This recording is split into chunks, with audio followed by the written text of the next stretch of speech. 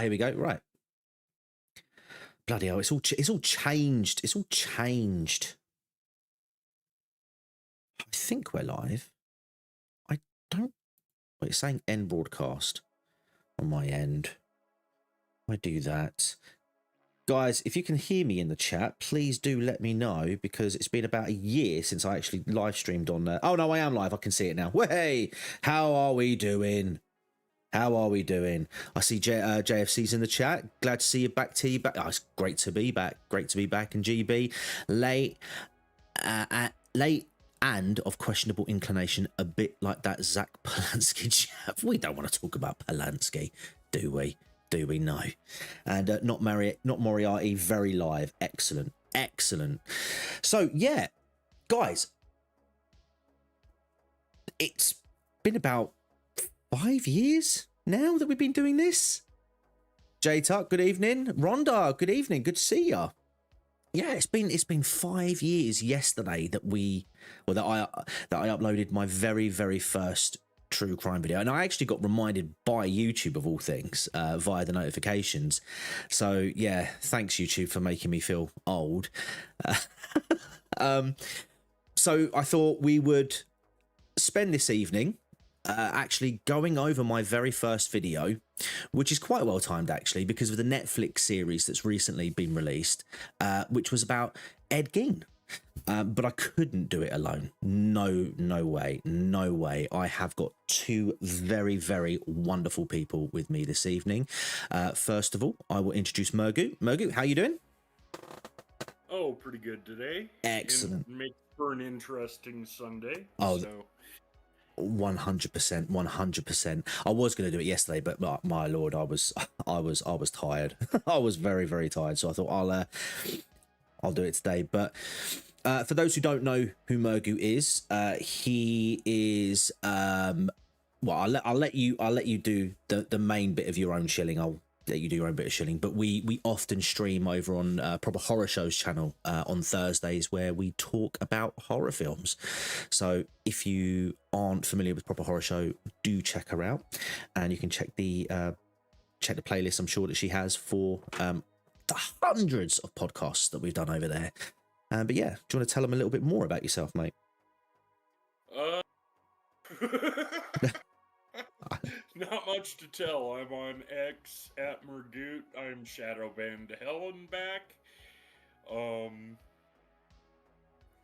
Basically, I'm a horror fan, true crime fan, and thank you for having me on. No, you're very welcome. You're very welcome, mate. Pleasure to have you on. And of course, a very long time friend of the channel, and we haven't actually spoke for a while though, saying that, but it is none other than Denzel Jones. How you doing, bud? Did I come through there? You sort of Yeah, I think my computer's being a bit of a fast today. Hello, how are you guys doing? Yeah, I'm very good, mate. Very good. Did you know? I think this is actually the first live stream I'm doing on my computer since I bought it. Ah, yeah. You got a new computer? Yeah, well, I say new. It's months old now. Well, that's dude. For the first year, it's new. Also, I'm still echoing through your mic. I don't know why that's happening. If I sit back a bit, that might be because I don't think I've got noise cancellation earphones, so it's probably hearing that. But hopefully, it won't be too much of an issue. YouTube is being a real shitter right now. I can't get the live chat to show up. It's weird. Oh wow! It's just a black space. It's very annoying. Actually, speaking of that, before we do like full introductions, thank you very much to JFC for 22 months as a member. Jesus, he says hashtag Rock Gang, and he also sent $2.79 Canadian to say smash that like button. Absolutely do that 100%. It definitely helps the channel, and especially because I'm making a slow return to YouTube, getting at least one uploaded done a month. That very much helps after about a year, I think, of not uploading. So thank you very much. And Mr. Gentle Benevolent. I was about to say, I'm not Sargoning. It's Crime Guy who's causing an echo, not me. No. We'll go with that. We'll go with Zen Sargoning. Yeah, let's just go with that. And GB, a member for 39 months, 5 years, and still late, and a bit this way and that. Do you know what, guys? You've just reminded me, because your avatars have got the Ace Attorney characters in. I have actually completed the set now. I have all of the Ace Attorney games. including Miles Edgeworth 2, which was up until very recently only available in Japan. So you guys have just given me a great idea, which is actually who has the Ace Attorney things? who has the Ace Attorney things. Yeah, who do you mean? I mean Who do me. you mean has the? No, I'm saying who do you mean has the Ace Attorney avatars? Oh, GB, Jesus Fry Christ, and my other channel members, which is Shamu Smith, and recently they've Adam got Loves them- Horror. Yeah. That's the thing on your channel, right? Okay, Yes. I was confused. I was looking at Yeah. everyone's profile pics. Yeah, it's on mine. Yeah, and I say it's been a while since we did a stream, so I realised there's these things called goals now, which apparently you can set goals now. So I thought we'll have a little bit of fun with it. I have set an objective of 5 super chats. Okay, doesn't matter if we hit it or not, doesn't matter. But if we do get the 5, then I will do a Friday night community quiz for old time's sake. Guys, would you be interested in that? Oh, hell yeah! Yeah. Excellent. Cool. Oh yeah, so yeah, Mergu. Sorry, not Mergu. Denz, I almost forgot, mate. Tell them about yourself. I'm chatting away here. I'm Denzel Jones, private eye VTuber. I am incredibly shit at being a detective, but hey ho, I do my best. I stream on Twitch. I mean, most people in chat probably know me. But yeah, I stream on Twitch Tuesdays, Wednesdays, and Saturdays. I don't do the Sunday streams anymore because my schedule has been fucked. But yeah, I play video games. I'm currently midway through. I will admit, my worst October in quite a while. I'm still echoing there. Why is that happening? Like, that's really weird. Tell you what, how Like, about do you have speakers? Do you no, have the it's audio coming through headphones. I'll speakers? tell you what, I'll mute myself very quickly. You carry on. Okay, that's just odd. But yes, I'm currently going through the usual October of just spooky games. So far, we've played. What have we played? We've been playing Dredge as our running kind of like comfy spooky game, which is really good actually. I would recommend you all try Dredge. Solid game. It's kind of like a fishing simulator with lots of kind of like Lovecraft mood to it. It's very, very good. Last week we played Kiosk, which is a very strange little. It's a game where you're like a fast food attendant essentially, but then like spooky stuff happens. And then last night we played. Not last night. Was it last night? It was last night. Oh god. We played. I think it's called No, I'm Not Human, which I didn't enjoy all that much. I don't want to go too much into just rambling about video games. I've played. I will go forever. You know how I am. I do indeed. I just realised I forgot to unmute myself. I'm going to have to be doing that quite a few times tonight, I think. Yeah, so thank you very much, mate. All right, Ed Gein, talk to me, lads. How much do you know about this case? I know. Go ahead. You I've go first. followed Greg. it a lot, and all the movies and books that have influenced it. I mean, the big ones are Psycho, Silence of the Lambs, and then there's other stuff that Ed Gein gets mentioned several times in other mystery books. Are we seeing another Ed Gein? Are we? I don't know. Yeah, have you guys watched the Netflix series yet? I've only watched the first 2 episodes, admittedly, but what I was thinking was after we watched this, there was a Rolling Stone article that I found which talks a little bit about the differences between the show and what happened in real life. But have you guys seen that at all? No, I don't have Netflix. I was about to say, well, I also don't. But the other thing is, this is the fun thing between us is that like I have very little interest in like true crime. I've always just found it like in my experience just way too depressing, because so much of it ends up being, oh, and then that was never solved. Like the amount of times where I've watched one of your like videos about like a true crime thing and it ends up being, and we still don't know who did that awful thing. So, And I've always preferred more like I've always been a person for the more narrative kind of things. See, But so hang on a minute. I'm just trying to think of the, because I mostly cover solved ones, so I'm thinking. I'm thinking. I swear we could Taylor do a few McAllister, things Solid where... Children, Amy Lynn Bradley, they're unsolved ones. Billy Joe Jenkins, that was an unsolved, well, technically unsolved one, depending on who you believe and who you don't. Yeah. Okay. Yeah. No, I get that, because you I think yeah, I suppose from a storytelling perspective, you kind of want there to be sort of like a beginning, middle, and end, wouldn't you? I suppose is that what you're saying? It's also just like, I mean, as the LARPer that I am, most of my enjoyment comes out of like trying to figure stuff out along with it, and that tends to not be the case in like true crime. True crime is, it's documentary based, whereas I prefer I like narratives, Yeah, no, it makes sense. GB says, I have no interest in this topic. Not sure you're selling your role as a panelist then. And also, LPR, good evening, that's not mate. what I'm here for. I'm here to support my friend who's, having a big milestone for himself. Whoop, whoop. And also, he sends $2 Australian and do quiz. Yes. 3 more to go and we will do quiz. And Empire, good evening, how you doing? Yeah, LPR, I did send you a DM earlier, mate, on the old Discords. If you wanted to jump in and go over this with us, mate, you're more than welcome to. You should still have access to the relevant VC if you want to come in. But yeah, so I will be honest, it's been a few years since I obviously looked at this case.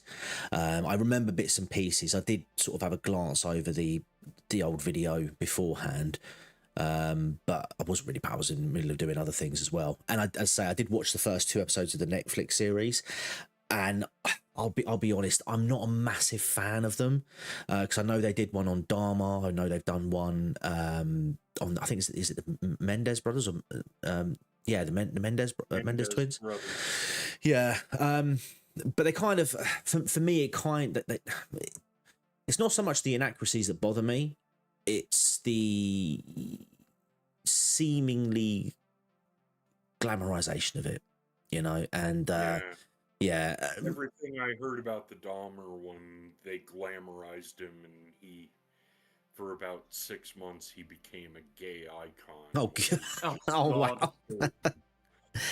And I'll tell you what, is it Charlie Hunnam, or whatever his name is, the guy who was in Mean Street. I didn't even know he was playing Ed Gein. So yeah, cool, nice, good for him. Not Moriarty with £2. 3 becomes 2 to go. Yes. Oh my gosh, we might actually have to do this. We might actually have to do this Friday night quiz. Yeah, LPR, come on, man, jump on, dude, jump on. Yeah, so let me just make sure I can see. Yeah, so you should still be able to see the stream there. Right, now what I'm going to do, guys, is I'm going to remove that, and I'm going to add that on, so you should be able to see my screen. Oh, LPR says he's going to hop me. He might hop on. Excellent. Yeah, come on, mate, jump on then. Yeah, and so we'll go over this now. Before, while we wait for LPR to join, I will say, and this will be a little bit of lore for those who are relatively new to the channel, or just might have forgotten. I know JFC wouldn't have forgotten, but when I first started making true crime videos, I didn't really change the name of the channel that I was that I was using at the time. Yeah. So I was known as the Teabag Who Laughs. Now, the reason for that was because, quite simply put, I used to go by Teabag on like Twitter and just it was just the YouTube account that I used, and then at Halloween time I changed it to the Teabag Who Laughs because of Batman, the Batman Who Laughs, and then I just never really changed it, and it sort of was just a bit of a hobby, and it still is, I suppose, but I didn't really think about the channel name that much, but I didn't really. But I tried to tie the theme into the name, if that makes sense. So I used to start the videos off with this like really evil sort of cackling laugh, and in my mind, the way I saw it from a creative perspective was, you do the crazy laughing because it's sort of like, if you don't laugh you cry because you're about to tell something that's terribly, terribly bad. And I quickly realized through some of the feedback that I was getting that wasn't landing. And so I made the decision to change the name, and the name change came about off of the back of one person who commented and just said that when they shared my videos with people that they knew, they would just say, "Oh yeah, this is that crime guy I was telling you about." And I was like, I like that. I'm stealing oh my that. God. Wait. So you basically had the Fantastic Four thing of turns. Say that again. Basically, yes, exactly that. Exactly that. I was like, oh, okay. And to my amazement, nobody was using that on YouTube. Nobody. The closest was Crime Guy, but that was a video. There's The Crime Guys, but there was never a That Crime Guy. I was like, well, I tell you what, the stars have aligned. I'm doing it. And oh geez, JFC for 279 Canadian. I'm not going to clap. Want the quiz? Okay, one more to go, guys, and you've got it. All right. Right. LPR is with us. Good evening. Hey, it's been a minute. Oh, just give you a minute. Did you say? No, he said it's been a minute. Oh, it's been a minute. It's been a minute. Yeah. Yeah, you're coming through a little bit quiet this end, mate. Oh, jeez. You know, I don't have any of my my mic or anything set up. I'm just going through my AirPods. Oh, okay. Oh, okay. Right. I'll see if I'm. Maybe is that a little better? That's Yes. beautiful. Yes. Let me actually. I'll turn you. Okay. There we go. Cool. Right. So, oh God, where have you gone, chat? There you are. Right. So yeah, what we'll do. Actually, I'll turn this background music off now, so you should be able to hear it properly. See, you're not going to hear the laughter because after I did the name change and whatnot, I sort of got rid of some of the. I got rid of some of the. I got rid of that basically, and some of the cringe at the end of the videos later on. But I do have a Rumble account, and I do have like an Odyssey sort of /BitChute that I used from ages ago. So if you want to go back and look at how bad that was, you can find me on those platforms. But just before we begin, obviously, yes, good evening, LPR. Like Dens, it's been a bloody while since we last spoke. Tell people about you and what it is you do. Oh yeah. So I guess I'm a YouTuber as well. I'm not big by any means. I do true crime. I'm working on something now. I released a trailer for it about a month ago, but real life has just taken over, and I'm probably a little further behind than I'd hoped. But it's on the Boston Marathon bombings. Ooh.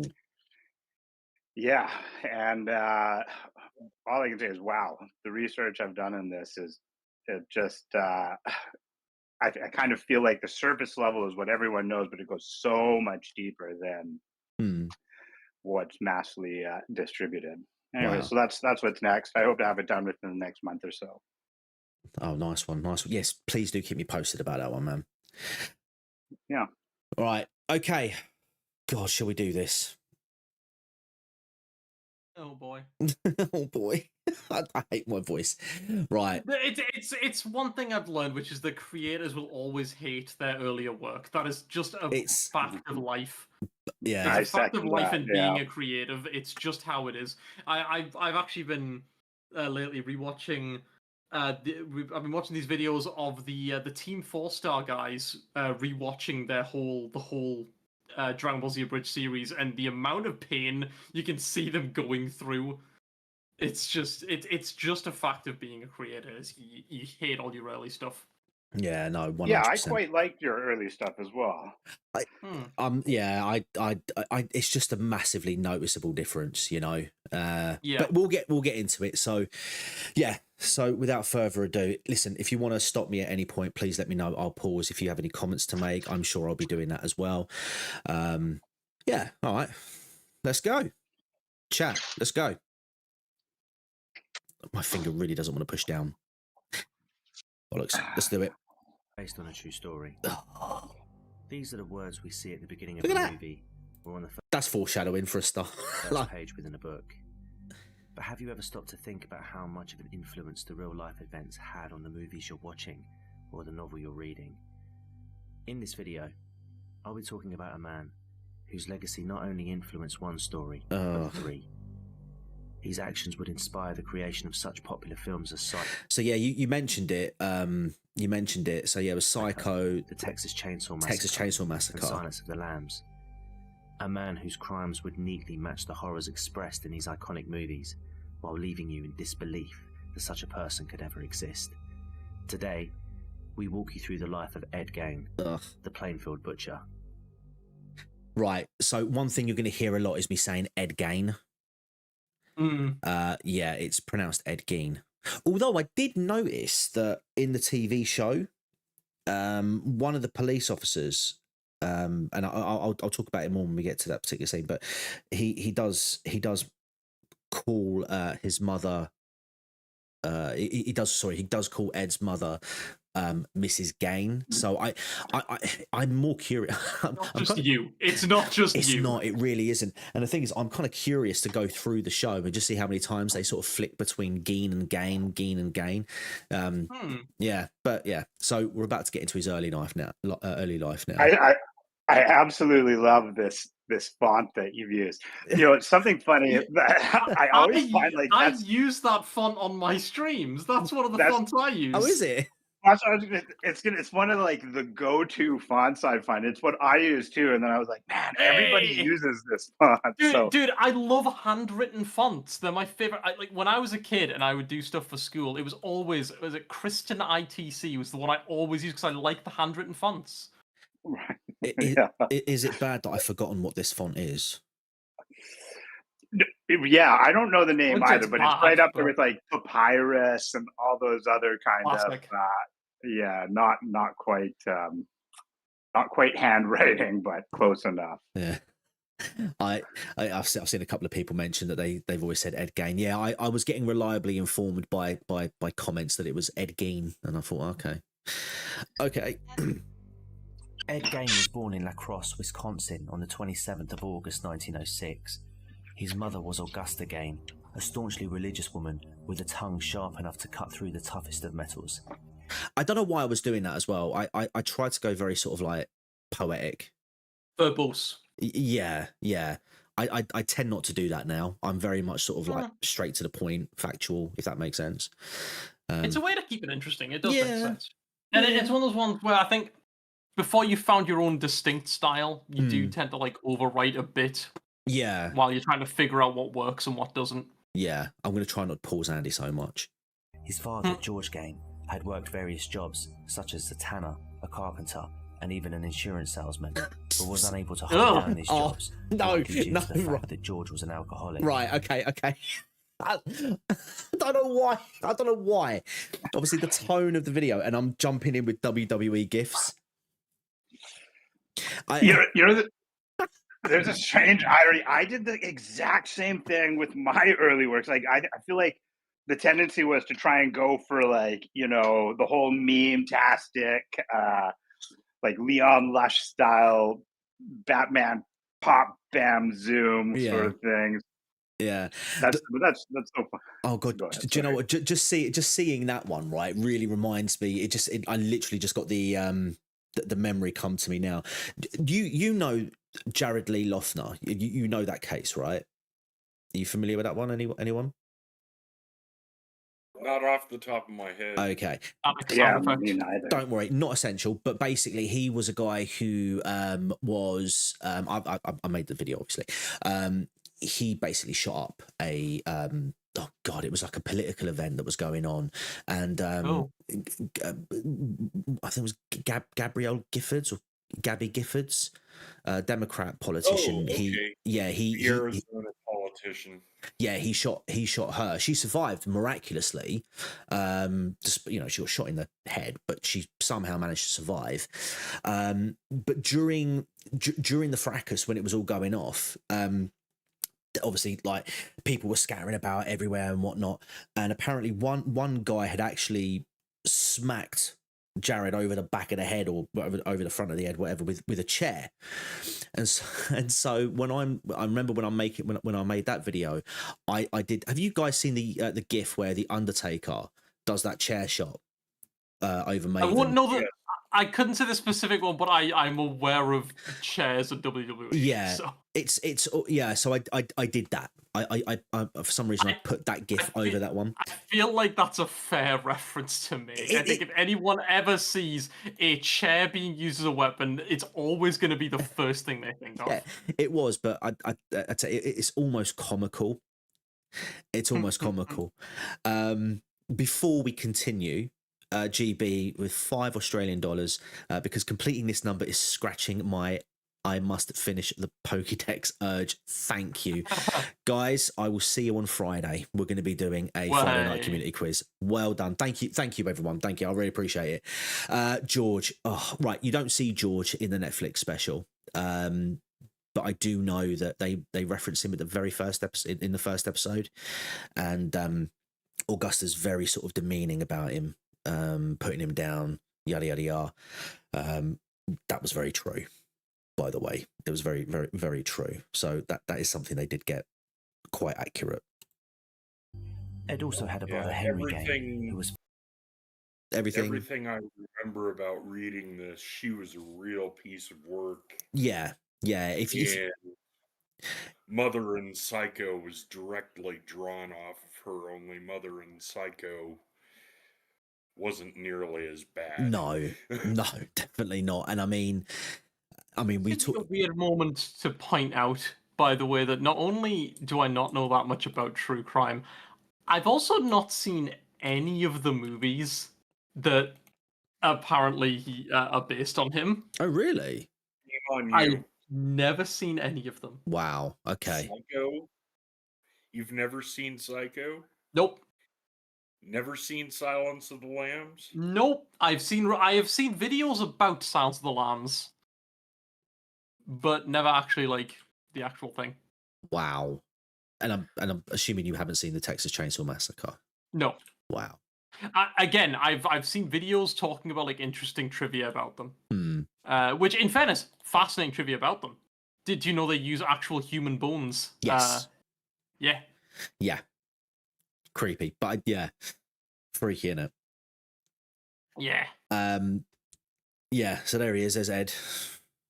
Have you seen a movies then? You're like Michael Owen, footballer. I have seen a lot of movies, just not those ones. I'm not much of a horror person, which is the one reason why, sadly, I haven't shown up that much on proper horror show.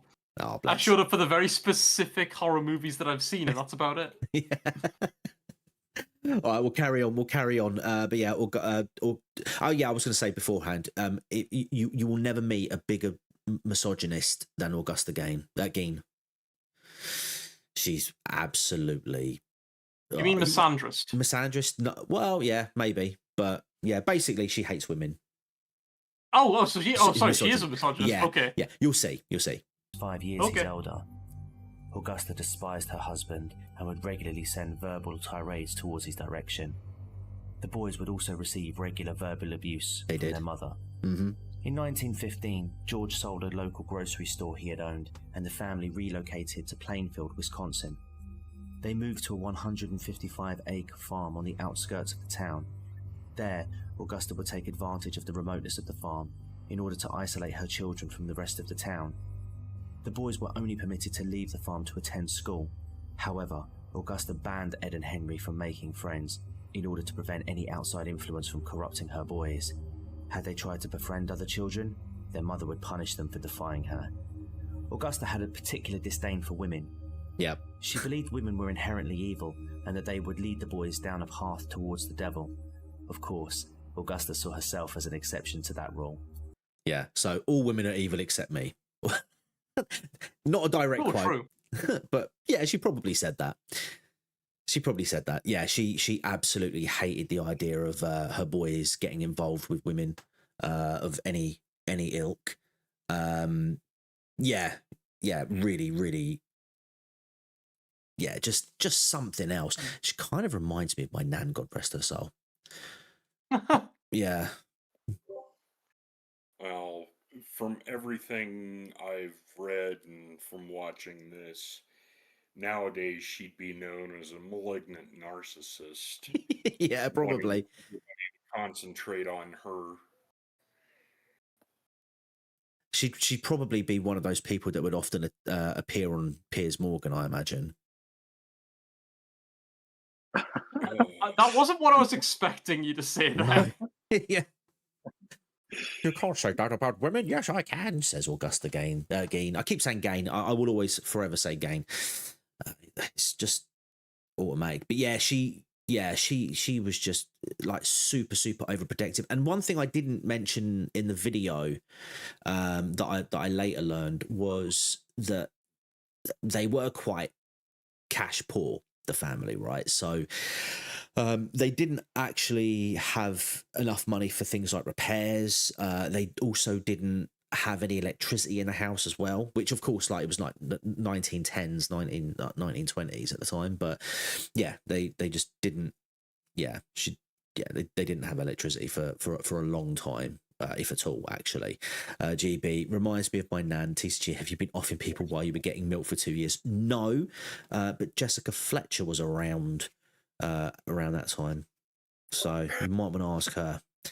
She said she was trying to solve it, but you and we all know, most successful serial killer. Prolific serial killer. Yeah.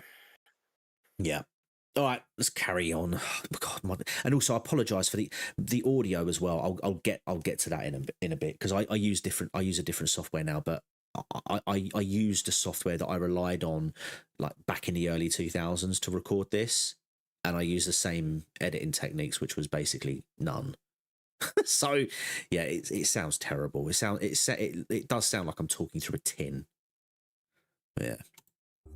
In between chores the boys would carry out on the farm, she would regularly allocate time in the afternoon to read Bible verses to them, where she would focus on subjects such as murder, death, and divine retribution. Henry seemed to somewhat resent his mother for her harsh, restrictive, and overbearing ways. However, as time passed, Ed grew more and more attached to his mother and was more accepting of the way of life his mother had planned for him.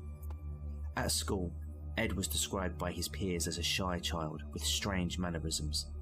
He would laugh at seemingly random times when no laughter would be expected. Modern day Joker. Unsurprisingly, Ed struggled socially and was a target for bullies. Despite this, Ed performed particularly well in school, especially when it came to reading. So yeah, this part here is where it's going to start going incredibly downhill for Ed. Everything that's talked about within this particular bit is going to be within the space of, I think, about 5 years. And I think we will talk about one of the things that happen in this, because it actually does sort of tie into the TV show that's been released. It makes a bold claim, I will say. Not unjustifiably, but it makes a bold one. So we'll get to that. On the 1st of April 1940, George Gein died of heart failure at age 66 as a result of his long battle with alcoholism. To cover with the living expenses George was no longer bringing into the household, Ed and Henry would take up various odd jobs around town. How's he got wrinkles at 11? The locals considered the brothers to be reliable and honest members of the community. As well as working as handymen in the town, Ed would also regularly babysit for his neighbours. Sorry, I just want to read this bit here. Ed Gein had a very troubling childhood. His mother was a very strict... I don't know why I didn't read this. Controlling mother, making sure that his only influence was herself. She did not allow him to make friends at school. We've already covered that, and would always punish him when he tried to make friends. She also made sure her sons all believed that drinking was a sin, probably influenced by the fact that the dad was always getting drunk. I mean, okay, see, that on its own, not a bad thing. Like, because, like, yeah. You can say things about, like, you can say a lot, but, like, at the end of the day, there has actually been evidence that addictive personalities are genetic. So, what one could say that's honestly not the worst of what's going on. No, of course. Like, obviously, drinking's bad. Don't do that, and obviously, don't like link up with hookers. Like, don't be doing stuff like that. But she cranked it to like 11, mate. Yeah, like, obviously. You know I just thought that specific thing. I'm just like, well, there's worse things. There's been studies that have shown that keeping children from drinking only makes them want to drink more because I mean, that's they another thing as Really? well. yeah, well, Oh, because they yeah. see mom and dad doing it, and every time they have a drink, they're having a good time, or it's the adult thing, and kids aren't allowed, and kids always want to be adults as fast as they can. That's It's another problem, to be So fair. hang on, what I'm hearing. So let me clarify. If you're a parent and you encourage your children not to drink, they're more inclined to drink. Okay. Kids rebel. It's Well, natural part of life. whiskey.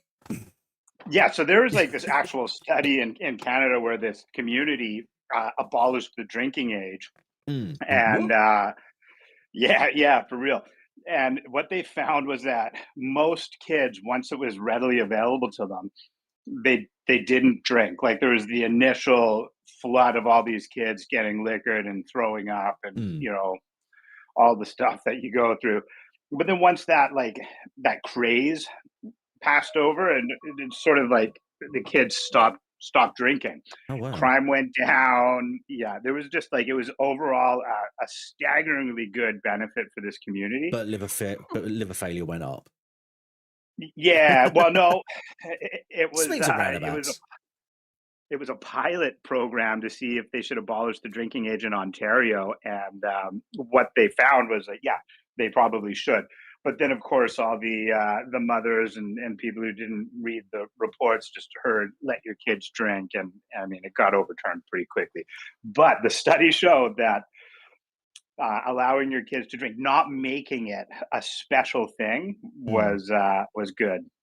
Wow. I mean, the same applies to France as well. Like I think France they have basically no like minimum drinking age, and there's not problems with alcohol abuse in that country.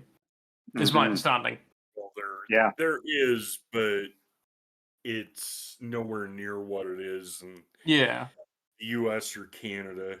I mean, Wisconsin, where Ed Gein is from, is the worst state for binge drinking and alcoholism rates. Really? That's interesting.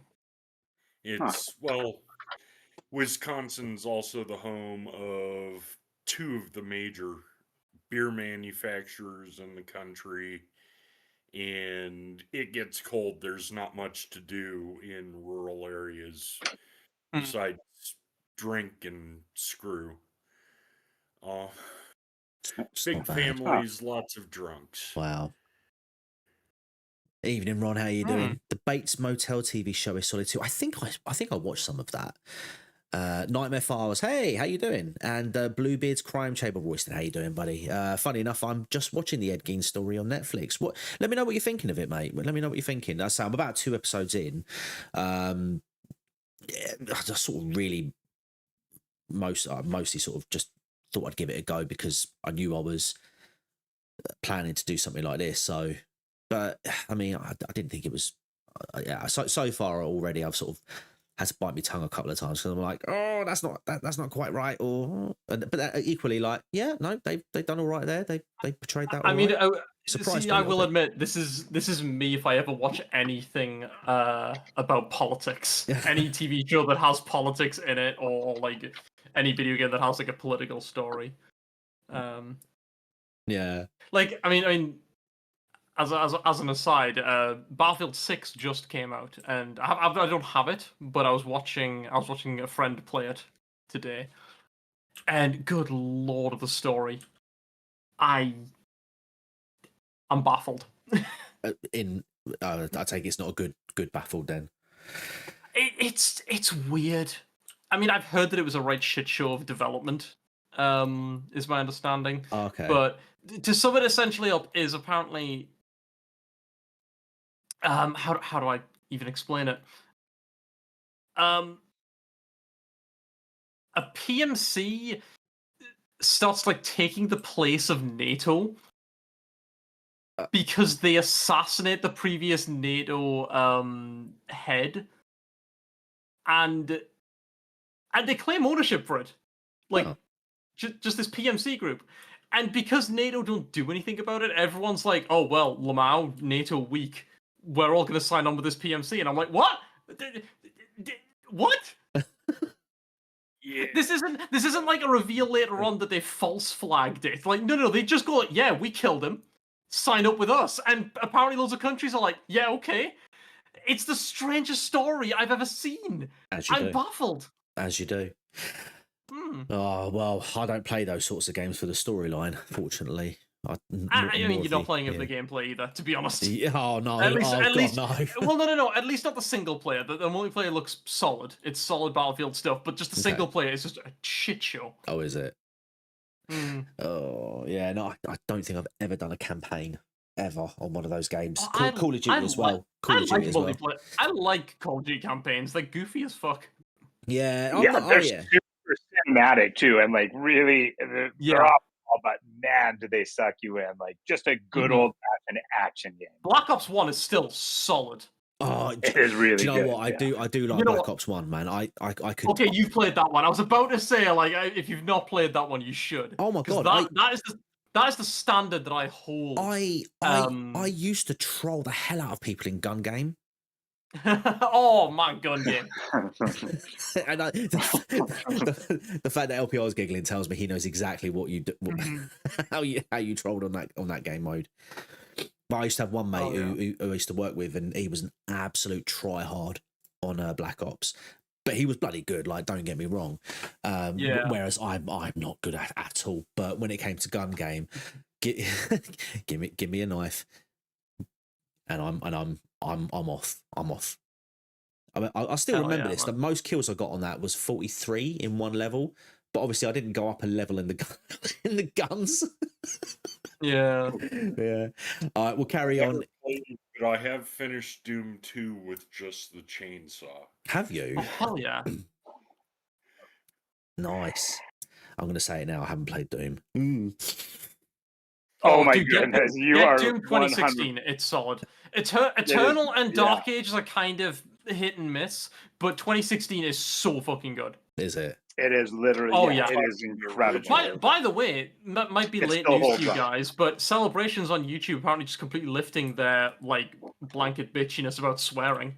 Yeah, I know. I've heard they pretty much waived that stuff, which fuck yeah. Do you have any idea how many of my VODs start with like me swearing within the first 20 seconds just because I swear that much? Do you know how many? Do you know how many of my live streams started with you swearing?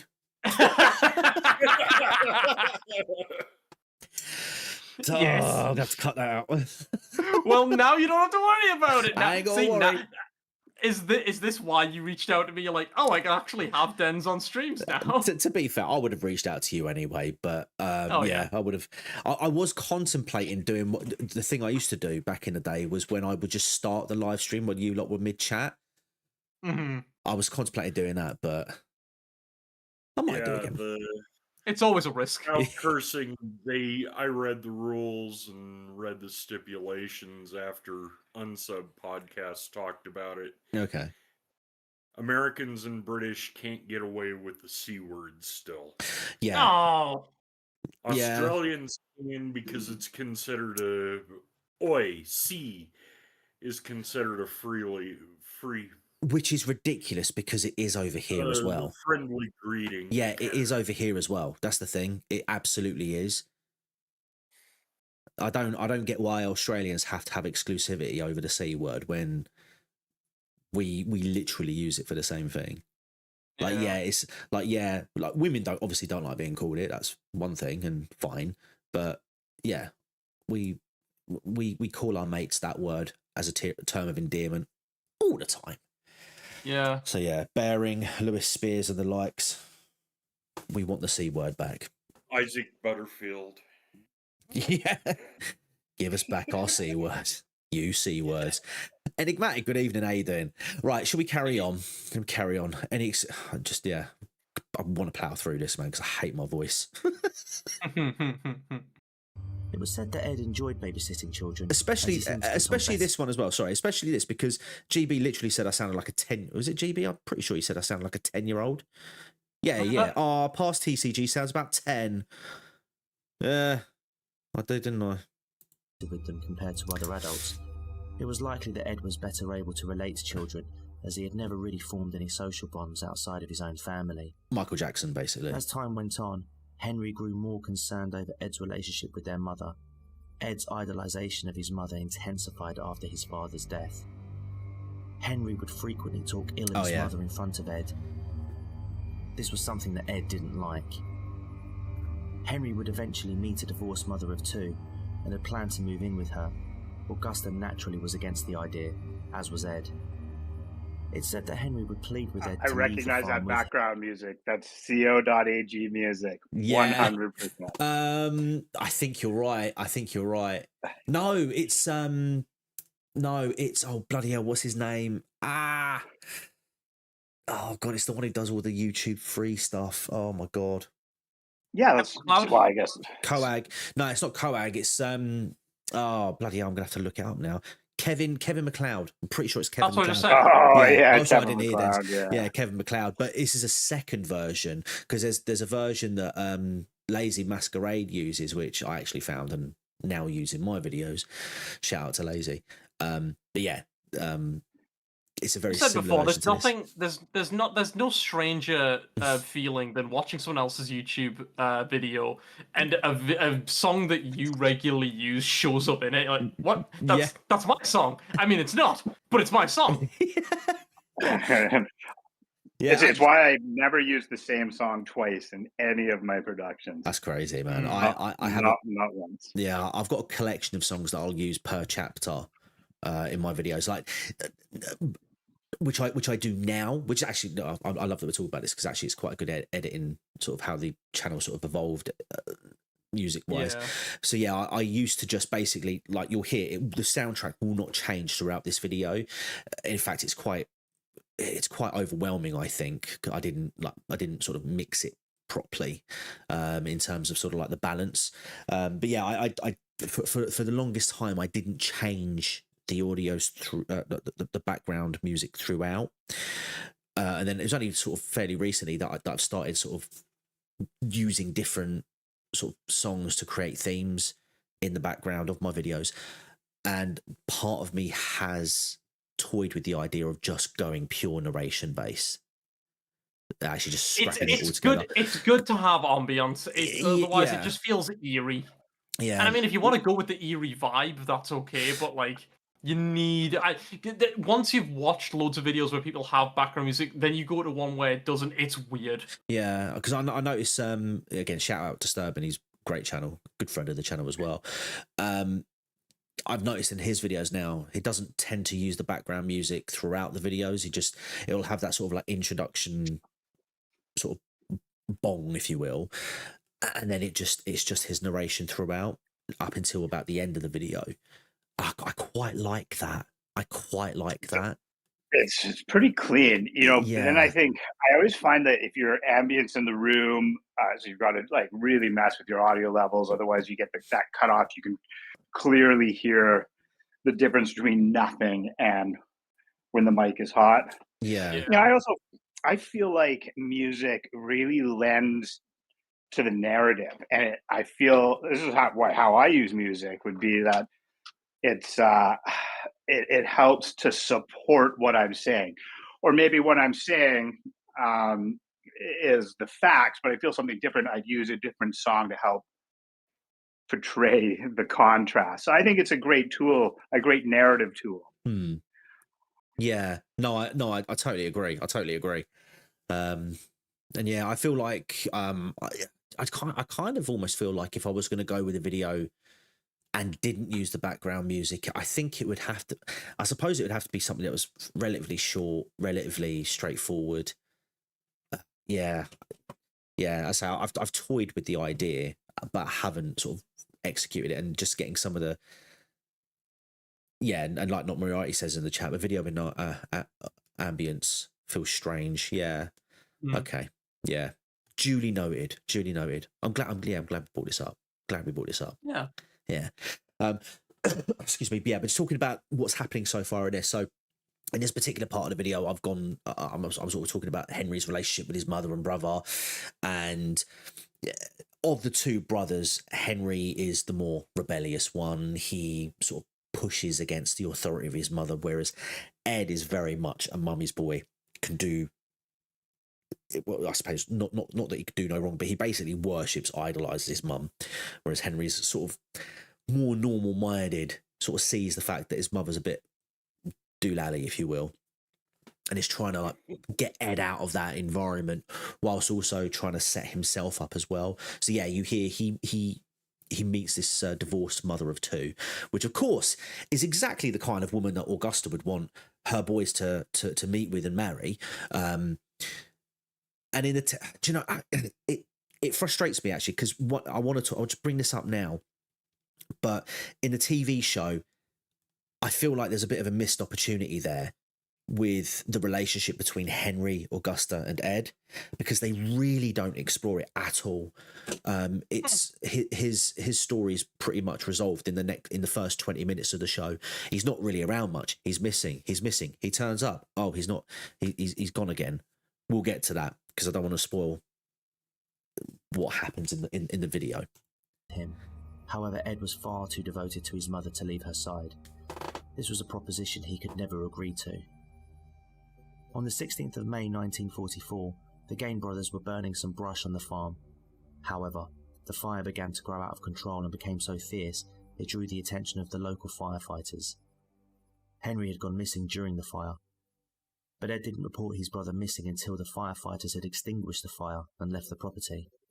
Strangely, despite Ed being the one to report Henry missing, Ed was able to lead a search team directly to his brother's body, where he would be found laying face down.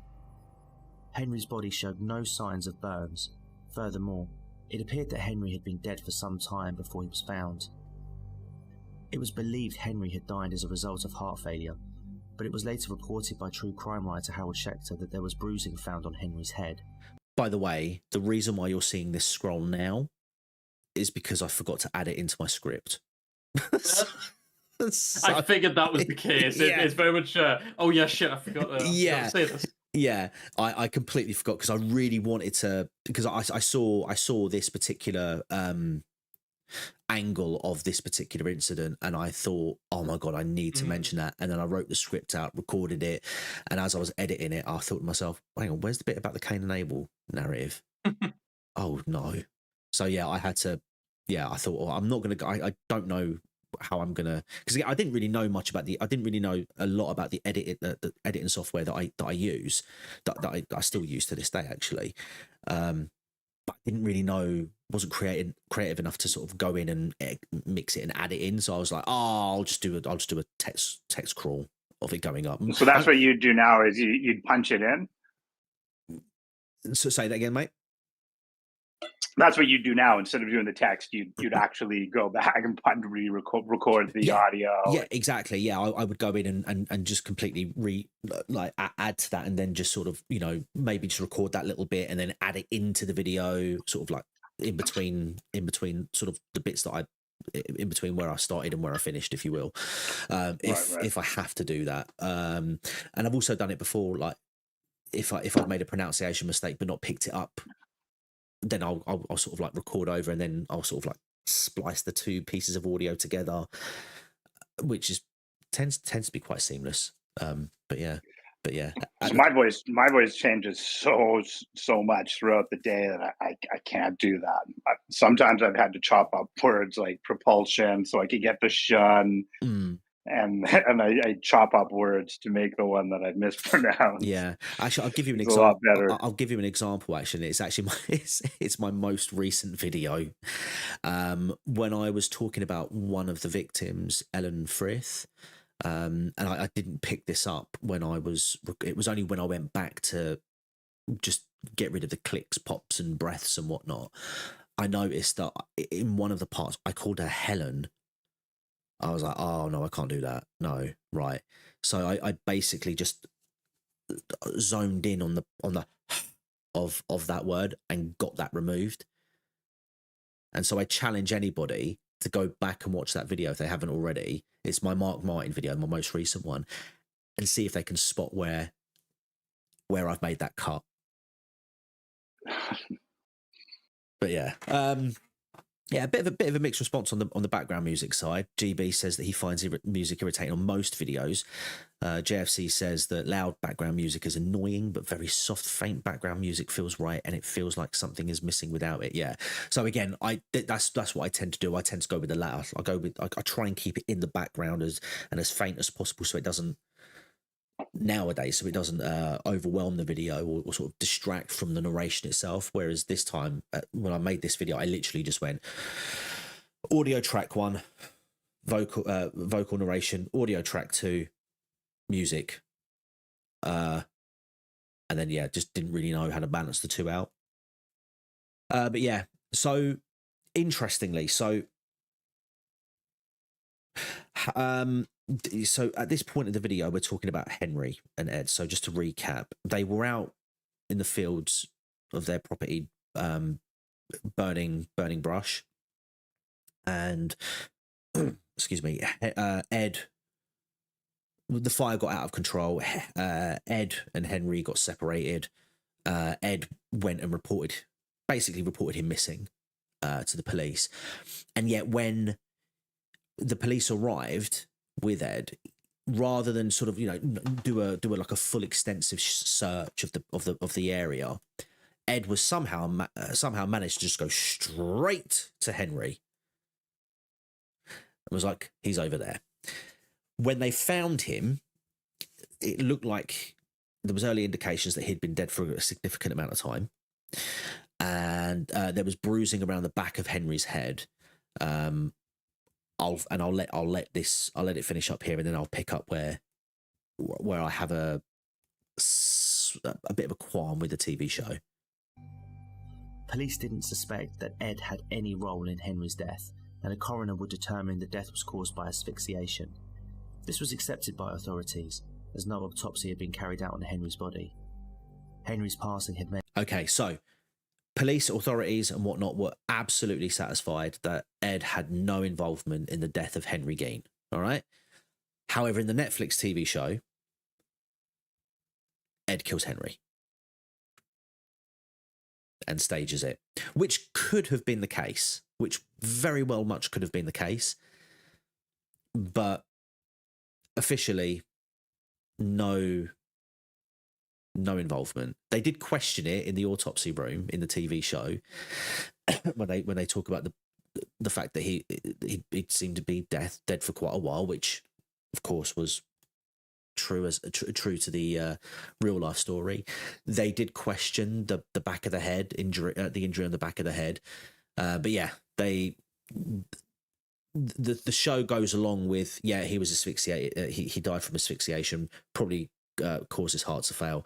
So the show does go with that, but it explicitly shows you Ed killing Henry, which we don't know if that was actually the case. See, there's ways you could do that as for a good writer to hint towards that while still keeping it ambiguous. Yeah, like they could have done that, and that bugs me. Yeah, I mean, is it trying to cast itself as like the true story, or is it just saying like based on the story and we've taken some liberties? Like how much are they portraying themselves as being an authority? It is the latter.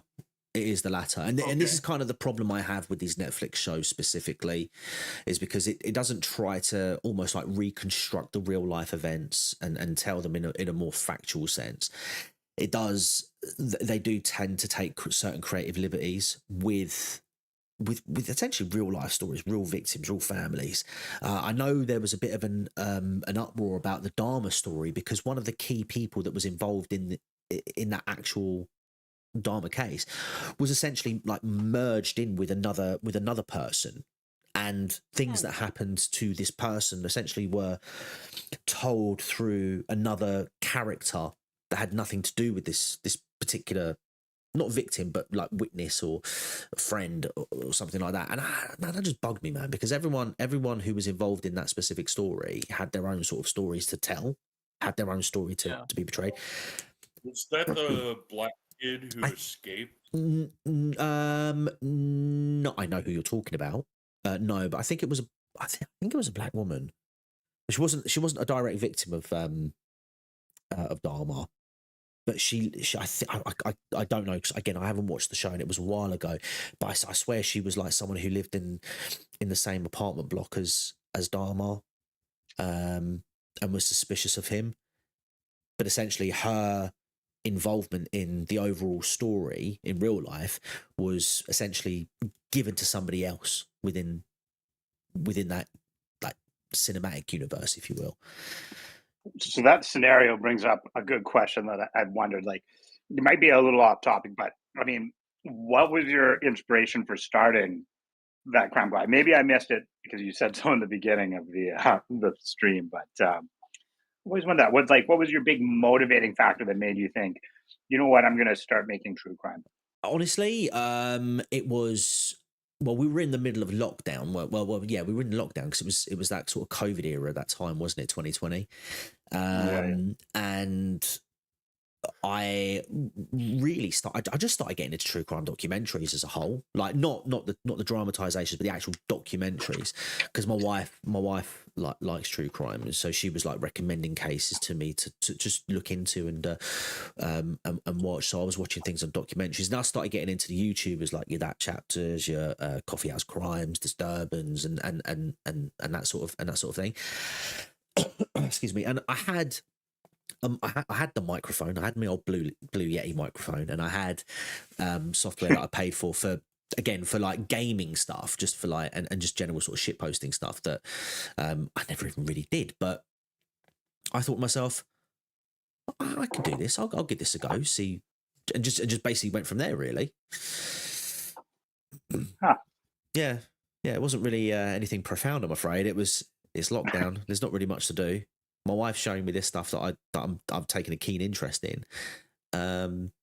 Yeah, actually, a little bit more deep lore. Actually, there was an audio podcast before this that never got released, and unfortunately has lost media. And the idea behind it was actually my wife who did the research and then presented it back to me, hearing it for the first time. And that story that she told me was Albert Fish. Huh. Yeah. Does anybody... LPR, surely you're familiar with Albert Fish. Yeah, I know. Albert Yeah. Fish is infamous even here. Sorry? Albert Fish is infamous even over here. Yeah. Just because, well, he became well known in the States just because every true crime podcaster talked about him during Coof season. Yeah. Just because he was so spectacular. Yeah, he completes the psychopath circle on every I was going to say on every angle, because it doesn't work, but yeah, he did it all, didn't he? Yeah, Albert he Fish was the worst. I mean, yeah, the worst, the absolute worst. I mean, you couldn't see it because, like I say, it was an audio podcast, but my wife was telling me what he was doing, man, and my jaw was genuinely on the table. Like Jim Carrey's The Mask, seeing Cameron Diaz for the first time, but not in that way. Almost as bad as him was H.H. Holmes, but yeah, he was weird in a different way. yeah. Oh my god! Actually, speaking of H.H. Holmes, I've started watching The Supernatural with the family. I've finally got them into it, and one of the episodes in season 2, they actually hunt this ghost, which turns out to be H.H. Holmes. And while they're doing their exposition dump as to who H.H. Holmes is, like they've got like a little case file with like loads of like crime scene pictures and whatnot, and I immediately noticed that one of the pictures was something off about the picture, and it turned out that somehow they managed to get one of the Ripper victims' pictures in amongst this work and tried like palming it off as one of H.H. Holmes's work. I was like, okay. That's actually really funny. I see what you did there. Yeah, 5 years experience. I'll spot these little things. Yeah. Should we carry on? So, Augusta's going to be very sad now because George is dead, even though for all his life in their marriage, she was an arse to him. Meant that now it was just Ed and his mother living at the farm. Oh yeah, The and Henry's death of dead as Henry well. hit Augusta extremely Yeah. hard, and she would suffer a stroke, paralysing her as a result. This left a devoted and loyal Ed responsible for taking care of his mother. In 1945, Gein had told of a story where he and his mother would visit a man identified only as Smith Right. to purchase straw. Okay, this story really irked me in the drama, and I will tell you why in a minute. So they've gone to this place to see a person called Smith to purchase straw. It really isn't a big deal, really, but it still irked me One could say nonetheless. he was a straw man. Straw man. Well, they didn't go to the iron. They didn't go to the steel factory. Upon arriving at Smith's, Ed described his mother witnessing Smith beating a dog. A woman would then come out of the Smith home and plead with Smith to stop. However, Smith would continue to beat the dog to death. Augusta was said to be very upset by this. However, it wasn't witnessing a dog being beaten to death which was the problem. Instead, she took issue with the woman who was pleading with Smith to stop, and she told Ed that the woman was not married to Smith and that she had no business being there. Ed also said that his mother would angrily refer to the woman as Smith's harlot. Right. So, what did the show get right? The show gets right Ed and Augusta turning up to this place. They see a man come outside carrying a dog and a woman kicking off. And Augusta, yes, is referring to this woman, shouting at her, calling her a harlot several times, seemingly not bothered at all about the fact that this man is about to end the life of a dog. Basically, he was going to go full Hassan Piker on this dog. What did the show get wrong? Not much, to be fair. Except in the show, they go to collect money that's owed and not to purchase straw. You don't actually see anything bad happen to the dog, thank goodness. And Augusta dies, screaming the word harlot, harlot, harlot, harlot at this woman. She dies. She basically has she dies in that scene. That never happened. Well, she dies obviously, but that was not that was the event that caused her death. She just she died soon after, but it wasn't there that she died. But I suppose for dramatic effect, for your viewing audience who just wants to consume, it seems fitting that you could sort of blend a real event with something like a significant moment in Ed's life. Man, this whole Netflix drama sounds like something I'd love to see history buffs just tear apart. Yeah, you well, watch him? As I say, they did that with they did that with the Dharma stuff, and I'm pretty sure they did that with the Mendez brothers as well. But yeah, we'll get to it in more detail because I'm sure there's other bits as well that they gloss over. Oh yeah, we'll carry on. Soon after the Smith visit, Augusta would suffer a second and more severe stroke, where her health would deteriorate at a rapid pace. So it was soon after, it wasn't on the day. Augusta would pass away on the 29th of December 1945. Within the space of 5 short years, Ed would lose his father, brother, and according to Harold Schechter, he would lose his only friend and one true love, his mother. Ed was now all alone. You're going all mad sometimes. After the death of Augusta, Ed was able to keep hold of the farm. To earn money, Ed would continue to work odd jobs in the town. Gein renovated the farmhouse. However, rather than converting the home to suit the needs of one person living there, he boarded up every room that had been used by his mother and preserved the rooms in the same condition that his mother had left them in. Ed, meanwhile, lived in a single room off of the kitchen.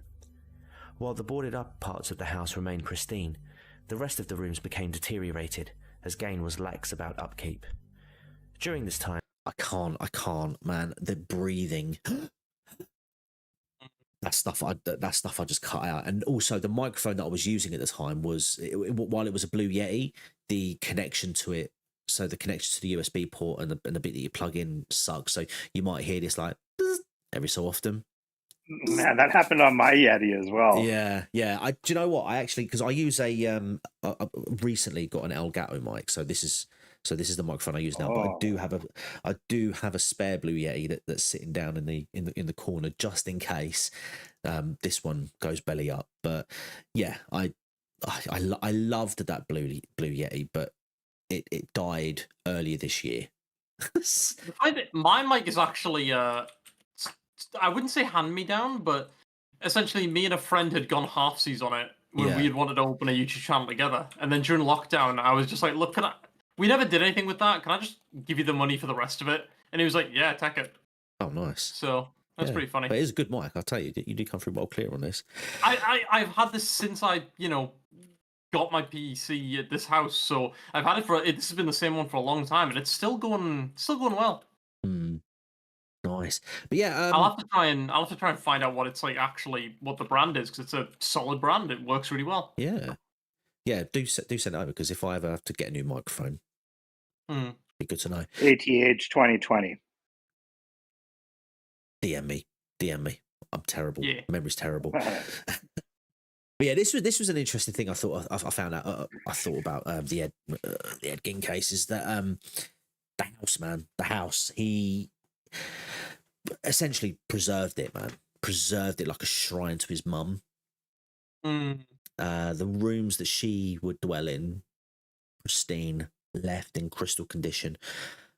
But you will, as I say later on in the video, you'll find out how bad. I think you'll find out how bad they are. If not, I will just gloss over it. It's worse than Asmongold's room. Right, crack on. Ed became fascinated with stories of death cults, Nazi atrocities, and cannibalism. Along with working as a handyman, Ed would also receive farm subsidies from the federal government, which began in 1951. He would on occasion work for the local... as the cannibal. I love that. Yeah. He's one of he's my number 2 place for getting a reaction out of him. Yeah. Bill de Blasio, mayor of New York, I took him to task on how great Che Guevara really was, and talked about him killing homosexuals and blacks. Bloody hell. Yeah. I summarily got an apology from him and then blocked. Reza Aslan, I called him a cannibal. Well, where's the lie? Well, he made some stupid comment, and my comment was, and you have moral superiority to him, even though you're a cannibal. So yeah, he rage posted and then blocked me. Yeah, just so you guys know, Mergu isn't being hyperbolic. The reason why I picked this picture was specifically because he went to see this tribe, didn't he? If I remember correctly, it was going back years. The religious sect in India. Yeah, and they literally eat human flesh. Like, was it brains? Brains, wasn't it? Yeah, and specific. Yeah, and so what you're seeing there is Reza Aslan intermingling with the locals, and we'll say no more. Along like I could see like eating like an arm or a leg or something. Who is, but, like, sorry, who is Reza Aslan? Who is that? He was a big-time CNN reporter who okay. did this and summarily got canned for morality clauses. Explains why I've never heard of him. I've also recommended Reza Aslan get tested for Kuru, which also kind of got me in trouble with certain people. Oh God, Kuru is that the brain thing? Yeah, it's the human variant of mad cow disease. Oh bloody hell! Bloody hell! Do you know, I completely forgot that clip was in there, but I'm so glad that you picked up on it. I'm so glad. These little tidbits I used to put in my videos, I just don't do anymore. Brilliant. Anyway, yeah, so he carried on working as a handyman. Ed would also receive farm subsidies from the federal government, which began in 1951. He would on occasion work for the local municipal road crew and crop threshing crews in the area, Sometime between 1946 and 1956, Ed would sell an 80-acre parcel of land that his brother Henry had owned prior to his death. On the 16th of November 1957, 58-year-old plain... Right, this is about to take a nosedive, by the way, chat. So, yeah, just be warned. Oh boy. Yeah. Field store operator Bernice Warden was reported missing after the store had been unexpectedly left closed that day. Some residents believed that the store was closed due to deer hunting season, but one resident had witnessed the store's truck drive out from the back of the building at approximately 9:30 that morning. Deputy Sheriff Frank Warden, also the son of Bernice, entered the store at around 5 p.m. Upon entry, he noticed that the cash register had been opened and that bloodstains were visible on the shop's floor. When investigators arrived, Frank had told them that the last person he saw at the store was Ed Gein. A receipt for antifreeze was found at the store which had been written out by Bernice. Frank recalled that Ed had mentioned needing to come back to the store to buy antifreeze. Ed was immediately suspected of being involved in Bernice's disappearance. He was located at a West Plainfield grocery store, arrested, and the Washura County Sheriff's Department searched the Gein farm. What they were about to find would not only shock the locals of Plainfield, but would horrify Americans all over. I don't think I've got the pictures on here, and for good reason. Yeah, that. No, that's fair. But they another are. offense. Yeah, but they are available, and I do not, and I'm not just saying this, but I do not recommend people go and check them out. It's honestly, it is messed up. Anyway, we'll get to it. But I think I just before I do, I don't know if I'm reading. I don't know if I read this, but there were people who suggested that Ed and Bernice were in some sort of relationship, or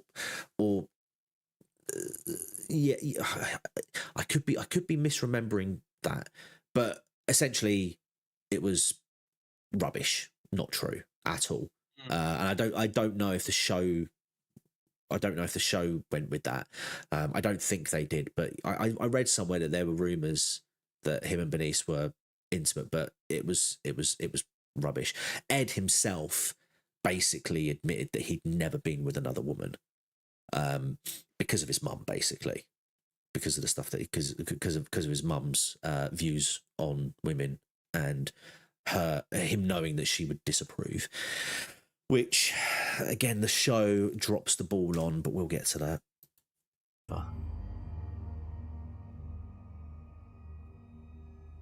Bernice was found shortly into the search, in a shed, decapitated and hanging upside down. Yeah. Dressed out, the process of removing the internal organs of hunted game, with a crossbar at her ankles and wrists tied with rope.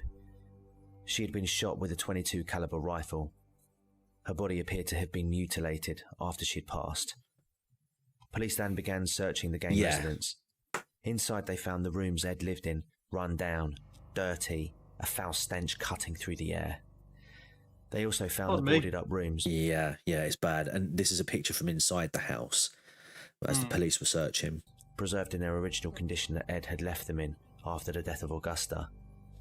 The longer the search went on, the more disturbing the finds.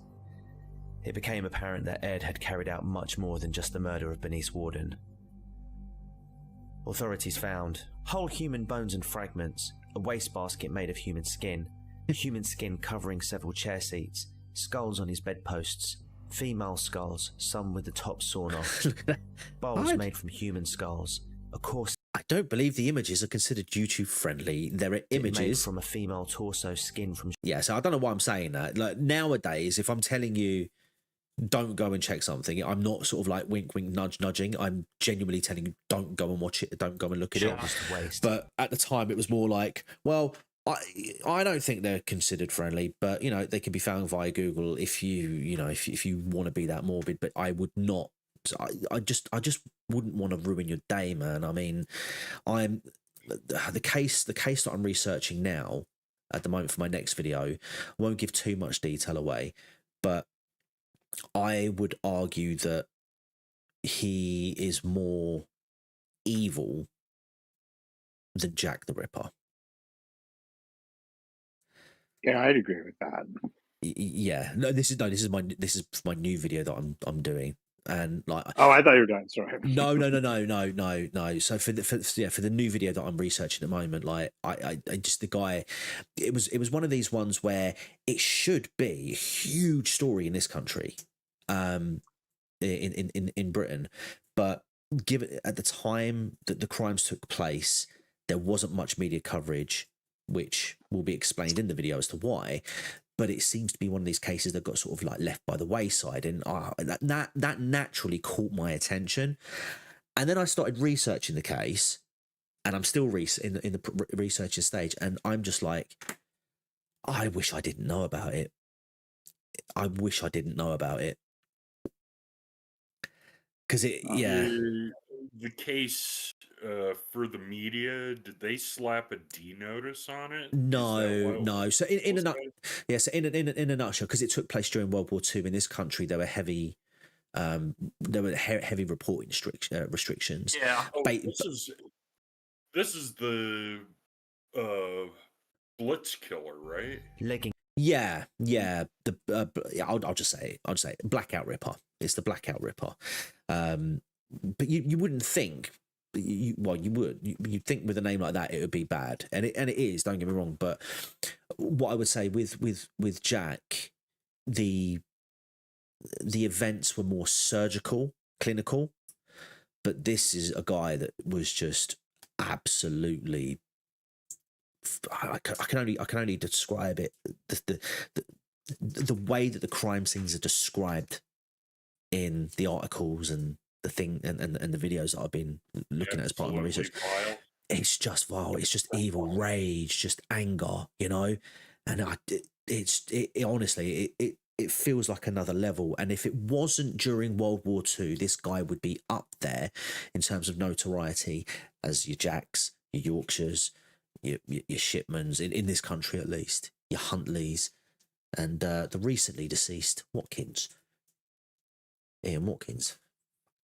Anyway, yeah, moving on, because I'm literally in this video explaining what is in this house, and it is grim. Made a corset made from a female torso skin from shoulders to waist, leggings made from human leg skin, masks made from the skin of female heads, 9 vulvae in a shoebox, a young girl's dress, and the vulva of 2 females judged to have been about 15 years old, a belt made from female human nipples, 4 noses, a pair of lips on a window shade drawstring, a lampshade made from the skin of a human face, and fingernails from female fingers. Police later found Bernice's head in a burlap sack, as well as finding her heart in a plastic bag in front of Gein's pot-bellied stove. Mad.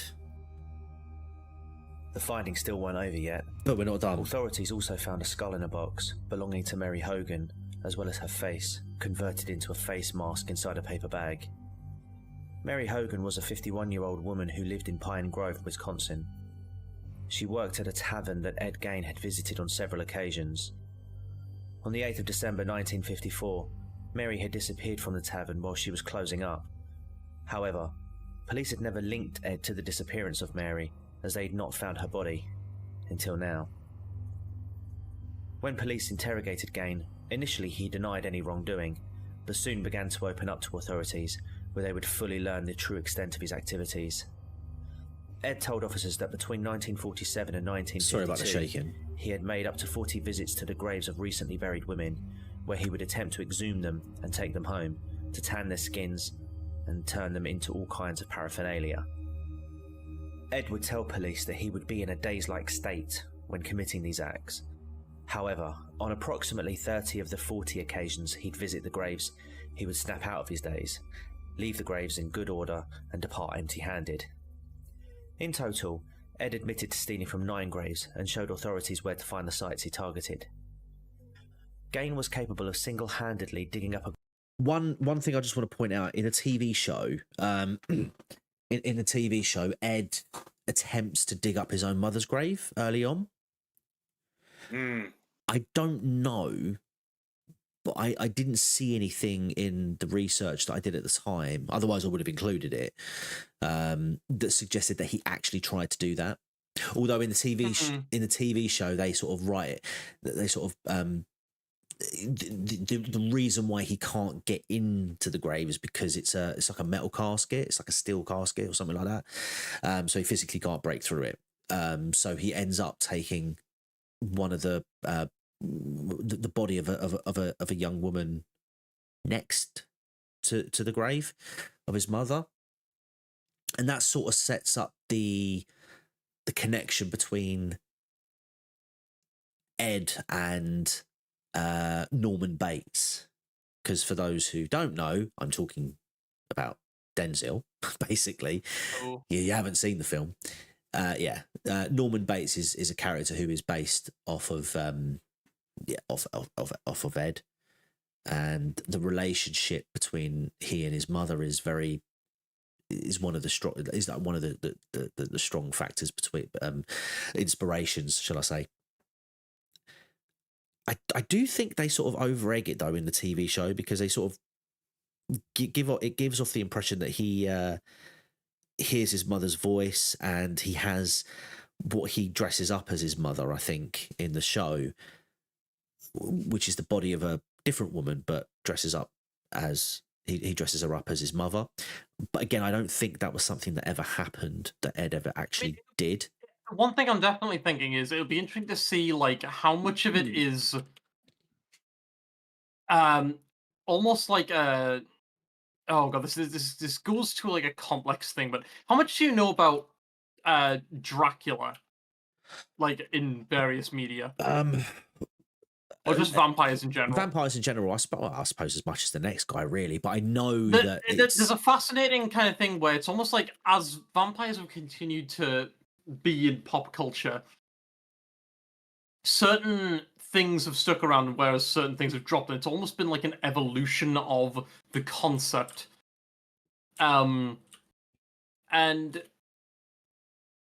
basically, because like, I mean, if people don't know, in the original in the original Dracula, the thing of vampires dying in the sun isn't a thing.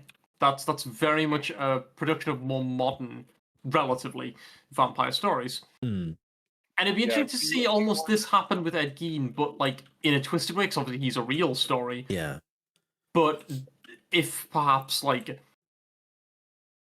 a story that's meant to be like an accurate documentary about him takes influence from stories that were that were like metaphorically based on him. So, you know, putting things that were really creations of Silence of the Lambs, Psycho, into a thing about Ed Gein. That's what they've done, pretty much. That's pretty much what they've done. So yeah, they've taken the Norman Bates / mum relationship and installed it into the show. They've taken, I think as well, Ed Gein is using a chainsaw in the TV series. Again, I don't know, but I think I read that somewhere, that he uses a chainsaw in the Netflix show, when in reality he never did. He never did. No, in real life, he used gutting hooks, standard hunting supplies. Yeah, basically, it's just the main inspiration of the Texas Chainsaw Massacre and Ed Gein was, of course, the human like decorations, if you will. The flesh mask, yeah, the skin suits and things like that. But yeah, he never used a chainsaw. And the Silence of the Lambs. I will. Oh my god, the way they try and connect the Silence of the Lambs to this show to real life is an absolute joke. Okay, because they get it completely arse backwards. I will. Yeah, I'm sure it's going to be in the Rolling Stone article, but I'll park that there for a minute, and we will come back to that. But at the moment, yeah, he's talking about the grave. I'm just talking about the graves at the moment he's digging up, and that's another thing as well. They do exaggerate the amount of graves that he dug up in the TV show, because he was actually not that prolific. Like, he was prolific at digging them, but But as I, he was only successfully bringing up 1 in 4 of the attempts that he made. So just leave that there for a minute. He kept coming out of his fugues, realizing what he was doing. Yeah, exactly. He was sort of like, what am I doing? So every sort of 25% of the time he was digging up a grave to the full point where he was then exhuming the bodies. Other times, like you say, Mogu, and like I mentioned in here, yeah, he's just snapping out of it and going, this is crazy. I need to go home. grave in one evening. They were found as Gein described. 2 of the exhumed graves were found empty. One had a crowbar in place of the body. One casket was empty. Another casket Gein had failed to open when he lost his pry bar, and most of the body was gone from the 3rd grave. Yet Gein had returned rings and some body parts, thus apparently corroborating Gein's confession. Gein also told authorities that soon after the death of his mother, Ed wanted to make a skin suit of his mother so that he could literally crawl into her skin. Yeah, grim. Yeah, not nice. Ed would target women who he thought resembled his late mother. Rumours had spread that Ed would wear this suit and go outside, where he would be seen dancing on his farm. There's no evidence to suggest that this actually happened. However, Ed did admit to wearing the skin suit while he was inside the house. Could you imagine that though? Could you imagine if you're walking down walking down a field one day and you see this uncanny valley woman slash man slash whatever, just basically going tarara bumdie down in the field? I mean, I'm assuming that you wouldn't really recognize it as what it is. It would probably just look like a really weird ass coat. Yeah, but it's I mean, not, depending on how they were treated. yeah, but I just even now, right? I hear that and my mind just goes absolutely. I cannot wrap my head around the thought process that would make you essentially build a suit. Yeah. Just build a suit out of the remains of other people in the hopes that you could literally crawl inside and become your mother. Like that's how warped his relationship was with his mother, that he essentially wanted to become her, like manifest her. It's It's pretty weird. I I don't know, it's one of those things that, like, by now I've come to accept, which is some people are so fucking weird that there's no hope to understand them. yeah. I wonder, Like, I'm wonder sure what he was- some people are desperately trying to make their psychiatry degrees out of like understanding them, but I'm sorry, you can't. I genuinely do not think you can. Yeah. And if you think you can, you're pretending. GB says, I'm choosing to believe is how you spent your time away, TCG. I can neither confirm nor deny. Sorry, El, you were going to say something, man? Yeah, I just kind of, it's like, sure, he did all this allegedly weird shit like dancing around in a skin suit. But what about like when he was at the grocery store? What was he like then? Was he like a gentle kind of guy, or did people think he was weird? They just thought, even when he was, they just thought he was an odd guy. That's the thing. On the other hand, and this is always one thing I like to consider, especially when it comes to really old stories like this. I mean, what was this? The 60s or 50s? It was the 50s when he was arrested. 40s. I think it was the 50s. It was the 50s, 57. I was going to say, because it said one of the women went missing in the 54. I think it said. Yeah. So How? And I know this is one of those things that it's delicate to ask, but how much of this do you think that the police were over-exaggerating with and perhaps lying about? We've got photographic evidence of a lot of the things. No. He killed them. Sure, he killed them. But how much of like the weird stuff he was doing could potentially have been like over drama? Like okay, yeah, he killed people maybe. He did kill people, or he stole their bodies, or whatever. Both, he clearly was doing this weird shit. But how much of the things he did with them might have been just stuff that the police exaggerated to make a bigger deal of it. Yeah, so with the whole dancing around the fields and things like that, he no one actually ever saw him do that, and he denied doing that. But in his own words, he admitted to wearing it inside the house, which then sort of lends into LPR's question about what people perceived him outside, because he didn't because he didn't obviously openly do that. Because yeah, that would be messed. But yeah, he was just a guy that went around, did a bit of odd jobs. He was basically like I don't want to say the village idiot, but he was a simple man. Do you know what I mean? Right. He wasn't someone who people deemed to be a threat, because as far as they were concerned, he was just an odd guy.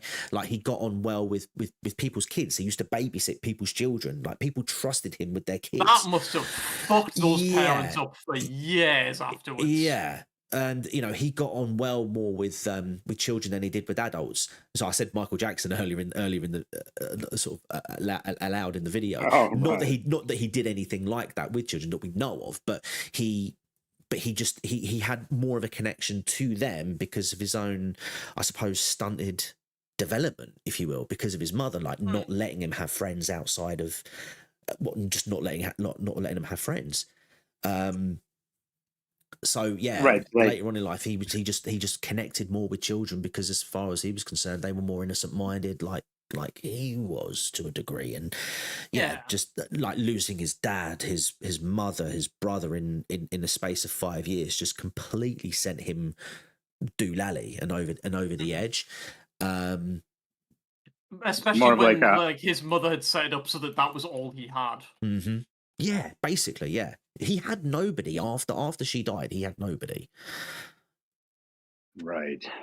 It seems like, like you can sort of judge someone by their handshake, generally speaking. So he'd be more of like a soft, padded, sort of loose handshake kind of guy, as opposed to like an aggressive sort of. Yeah, I could imagine that being the case. In fact, again, like if you look at if you go and watch the TV show, if you get time, the way that Ed speaks in the show, he's very softly spoken. He doesn't raise his voice. He talks like this. Do you know what I mean? That's the voice that they give him. So it does seem to be as someone that would outwardly portray as someone as non-threatening. But yeah, I mean, people just had no idea until they found out, basically. Yeah. Ed also denied ever having sex with the bodies he exhumed. This is an important part, and let me just finish. No, they smell too bad. Yeah. So, a very important part. Denied ever doing something like that because, quote, they smell too bad. The Netflix TV series completely 180s that. Oh, really? And says, oh, he did. Oh, he absolutely did. And it's like, no. There's no evidence to suggest that he did stuff like that. And I'm not saying that he didn't, but in his own words, he didn't, because it was too bad. It just smelled too bad. He was effectively repulsed by it. If you can believe that he could be repulsed by anything after doing what he was doing. I mean, you can still, like, he was doing it to dead bodies and being pretty awful, but you can still acknowledge that that's still gross. 100%, yeah, 100, yeah, of course. But yeah, it was just, it was the trope. Even psychos have standards. Yeah. It's like professionals have standards. It's like, I may be a nostril socialist, but I'm not a racist. Yeah. Anyway, right. Yeah, so yeah, that's a massive distinction I want to point out. The TV show absolutely just goes, yeah, Ed did all that stuff. We don't care if care if there's no I think evidence. at this point you're gonna have to do an entire video on it. I might have to. Yeah, it bugged me. It's bugging me. Gein admitted to killing Bernice Warden, as well as to the murder of Mary Hogan. However, regarding Mary, Gein had told police that he couldn't remember the details surrounding her death. In addition, a 16-year-old child whose parents were friends of Gein and who attended ball games and movies with him reported that Gein had kept shrunken heads in his house. Gein had described these as relics from the Philippines, sent by a cousin who had served on the islands during World War II. Upon investigation by the police, these were determined to be human facial skins peeled from corpses and used by Gein as masks. Yep. Gein was thought to be... I don't know if they actually find them in the TV show, but they do allude to them in the first episode, I think, of the Netflix show.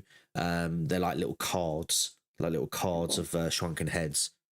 But yeah, he actually kept them in his house. And again, this is what I say, that he'd have kids to his house, and they saw these things, and he basically concocted this story that was absolute rubbish, claiming that they were Zimbabwean shrunken heads, but they weren't. They were, yeah.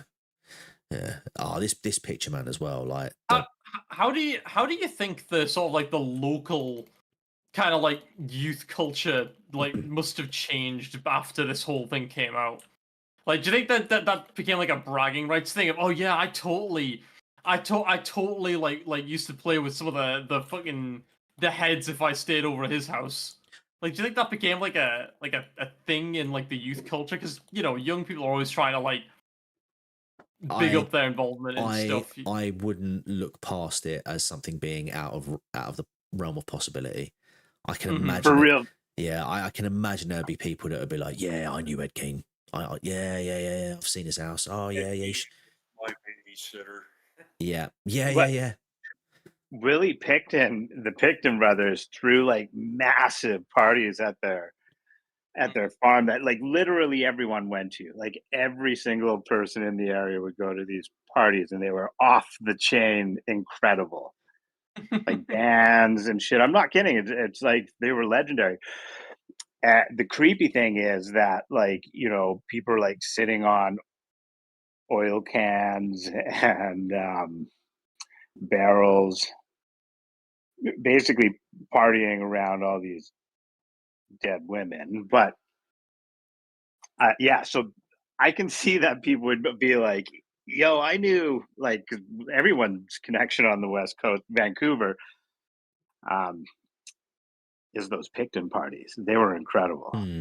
Yeah, I absolutely believe that was something like I cannot imagine a kid who knew Ed Gein would not use it as some sort of like humble brag. Yeah. And hey, Zara, how you doing? Yeah, should we continue? Yeah. Let's crack on. Be responsible for several unsolved cases in the Wisconsin area, most notably Evelyn Hartley, who would babysit children in the La Crosse area. She would go missing on the 24th of October 1953. However, to this day, no evidence has been found which would link Gein to her disappearance. So yeah, that's the thing. So officially, he was only ever convicted of 2 murders, I think.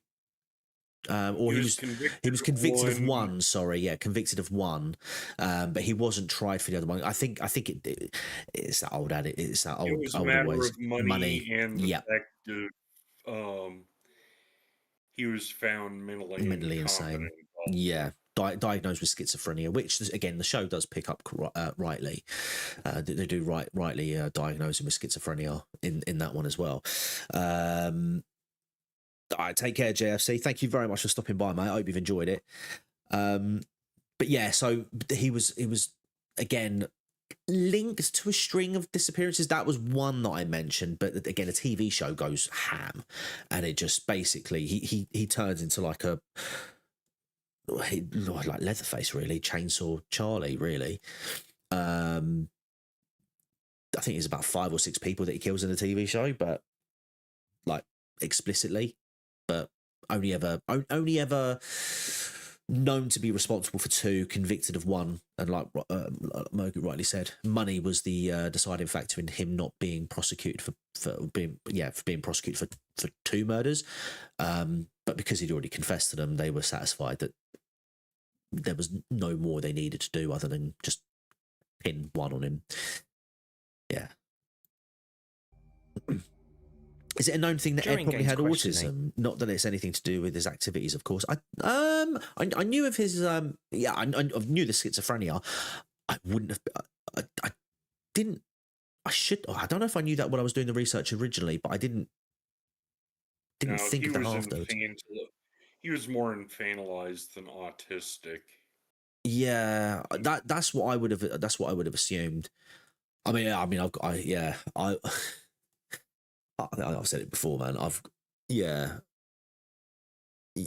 think it's. But could that have put him on the spectrum in a way because of that? I don't know, but no, that's interesting though. That is interesting. Oh, this for me is this part here. I think is where it was another just like damn moment in this story, which wasn't again. It's nothing brutal in terms of Ed, but it's just how it affected other people. Like the way it sort of radiated. Anyway, I'll let me do the talking. But yeah.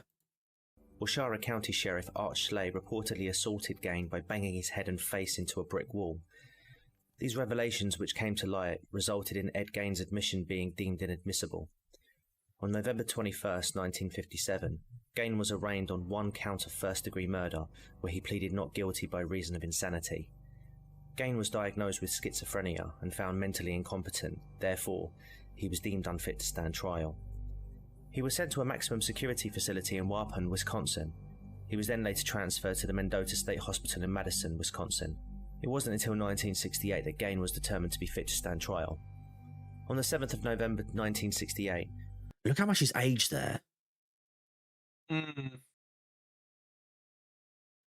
What? No. Yeah, that's him there, suit and tie. And also, like, the media, man. Look at the media. Like, the geezer with the microphone straight in his... That is crazy. Care to comment on the brutal murders, Mr. Gein?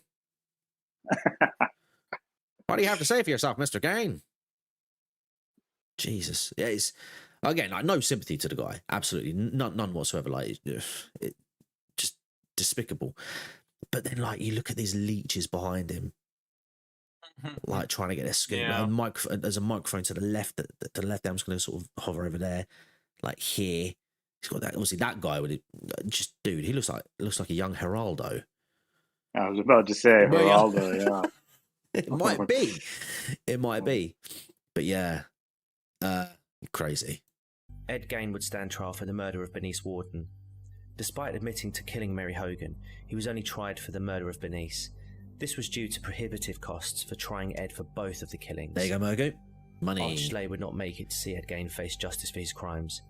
In 1968, shortly before the trial began, Art died from heart failure, aged 48. Many who knew Schley said he was traumatized by the horror of Gein's crimes. Yeah. And this, along with the fear of having to testify, especially about assaulting Gein, caused his death. Yeah, so if you didn't catch that, because he was concerned about having to potentially getting in trouble because the assault that he inflicted on Gein, during the interrogations, ruled that whole part inadmissible. And yeah, essentially he was just... I think there was a sense of guilt over that because it could have potentially messed up the entire trial, coupled with the fact that it stuck with him what Gein had done. Seeing the chair in like real life would be, or the head in the box, any of it in real life, any of it, yeah, it's messed up. Yeah, poor guy. One of his friends said he was a victim of Ed Gein as surely as if he had butchered him. Yeah. On the 14th of November 1968, Ed Gein was found guilty for the murder of Bernice Warden. A second trial then began to determine the sanity of Ed Gein. In this trial, Ed Gein was found to be not guilty by reason of insanity and was ordered to be committed to the Central State Hospital for the Criminally Insane. Ed Gein would then go on to spend the rest of his life in a mental hospital until his death on the 26th of July 1984 due to respiratory failure secondary to lung cancer. He was 77. Ed Gein was buried at Plainfield Cemetery, where he rests alongside his brother Henry, his father George, and his mother, Augusta. Ironically, souvenir seekers would visit Ed's grave throughout the years, chipping away at pieces of Ed's grave until... And you see the 666 in between his name and the... Yeah. It was eventually stolen in 2000. The stone was recovered in June 2001, but now sits in storage at the Washara County Sheriff's Department. To some, Ed Gein was a troubled individual who had an awful upbringing, which shaped him to become the man he was. To others, he was an inspiration for their own creative works, which would then go on to influence popular culture for decades after the crimes took place. However, and continues to do so. Of Plainfield, Wisconsin, he will forever be known as the Plainfield Butcher, an irremovable stain on an otherwise quaint little town. Thank you for listening. I really appreciate. There's the old logo. There's the old logo. JFC. If JFC had only stuck around for a few more minutes, he would have gone absolutely loopy at that. Yeah. So I took. What did I take from that? I don't know what I did. The old eye there, the nose that was just from a Samsung filter. Yeah, and then I just took some like horror images, I think, and then just pasted it over. You had no idea he was put on trial sometime. Yeah, it took years. It took years for him to be found mentally sane. Or mentally fit, I should say, Zara. I'd never seen that photo of him in the suit, even though I've watched dozens of videos, programs. But that's interesting. Yeah, that's the thing. There's so many photos. Like, I mean, I found obviously bad at the start of the video. There's a few. There was that image of him as a young boy, and a number of just. It's quite a well documented, he's quite a well documented or well photographed individual in terms of the volumes of photos you've got there. Very honest nose on that tea bag. The honestest of noses, GB. But yeah, and this is just me basically taking the time to watch this video. It's me just basically going, thank you. Okay. If you enjoyed this, please leave a like and subscribe for more content. Yeah, hit the like button. Also, if you'd like to let me know of any stories you'd like me to cover, or if you'd like to provide any feedback for future videos, please leave a comment below. There you go. I'm looking to make one video a week. No, I'm not. No, I'm not. Not anymore. Not anymore. I don't. That's a lockdown promise right there. That was a long time ago. That was when I was one job COVID teabag who had the time to research and do one video a week. I am aiming to do one video a month at the moment, and I think it might ramp up as I get sort of back into the swing of things, because it's been ages since I've started uploading and just been really regular, sort of a semi-regular presence online again. So I need to get back into the swing of things. But one video a month, I think, at the moment, and I think I'm all right. But this younger, more hunky TCG teabag who last person, a lot more energy and a lot more time. Off topic, but is the base photo George Sanders? Did you rip that off? It is. Yeah. Yes. Oh, Or maybe nice it's fun pick, vague Major. at the time, just It was. Thanks, Zara. Cheers. Yeah, 5 years. How that time, where that time's gone, eh? I just see through to the end. I'd really like for you to stop by again. Yeah. Until then, goodbye. For now. For now. That is one thing that has stuck throughout. So yeah, there we go, chat. We got there eventually. We finally did it. We finally got through it. So that was a reaction to the Plainfield Butcher, my first true crime video. Now, before we go, as I mentioned, there was an article that I found from the Rolling Stone that actually talks about the Ed Gein story, the Netflix documentary, what it gets right and what it gets wrong. Oh, Adam, don't worry, mate. Don't worry. You can rewind. And thank you very much for becoming a channel member as well. And for that, super thanks the other day, man. I really appreciate it. Thank you.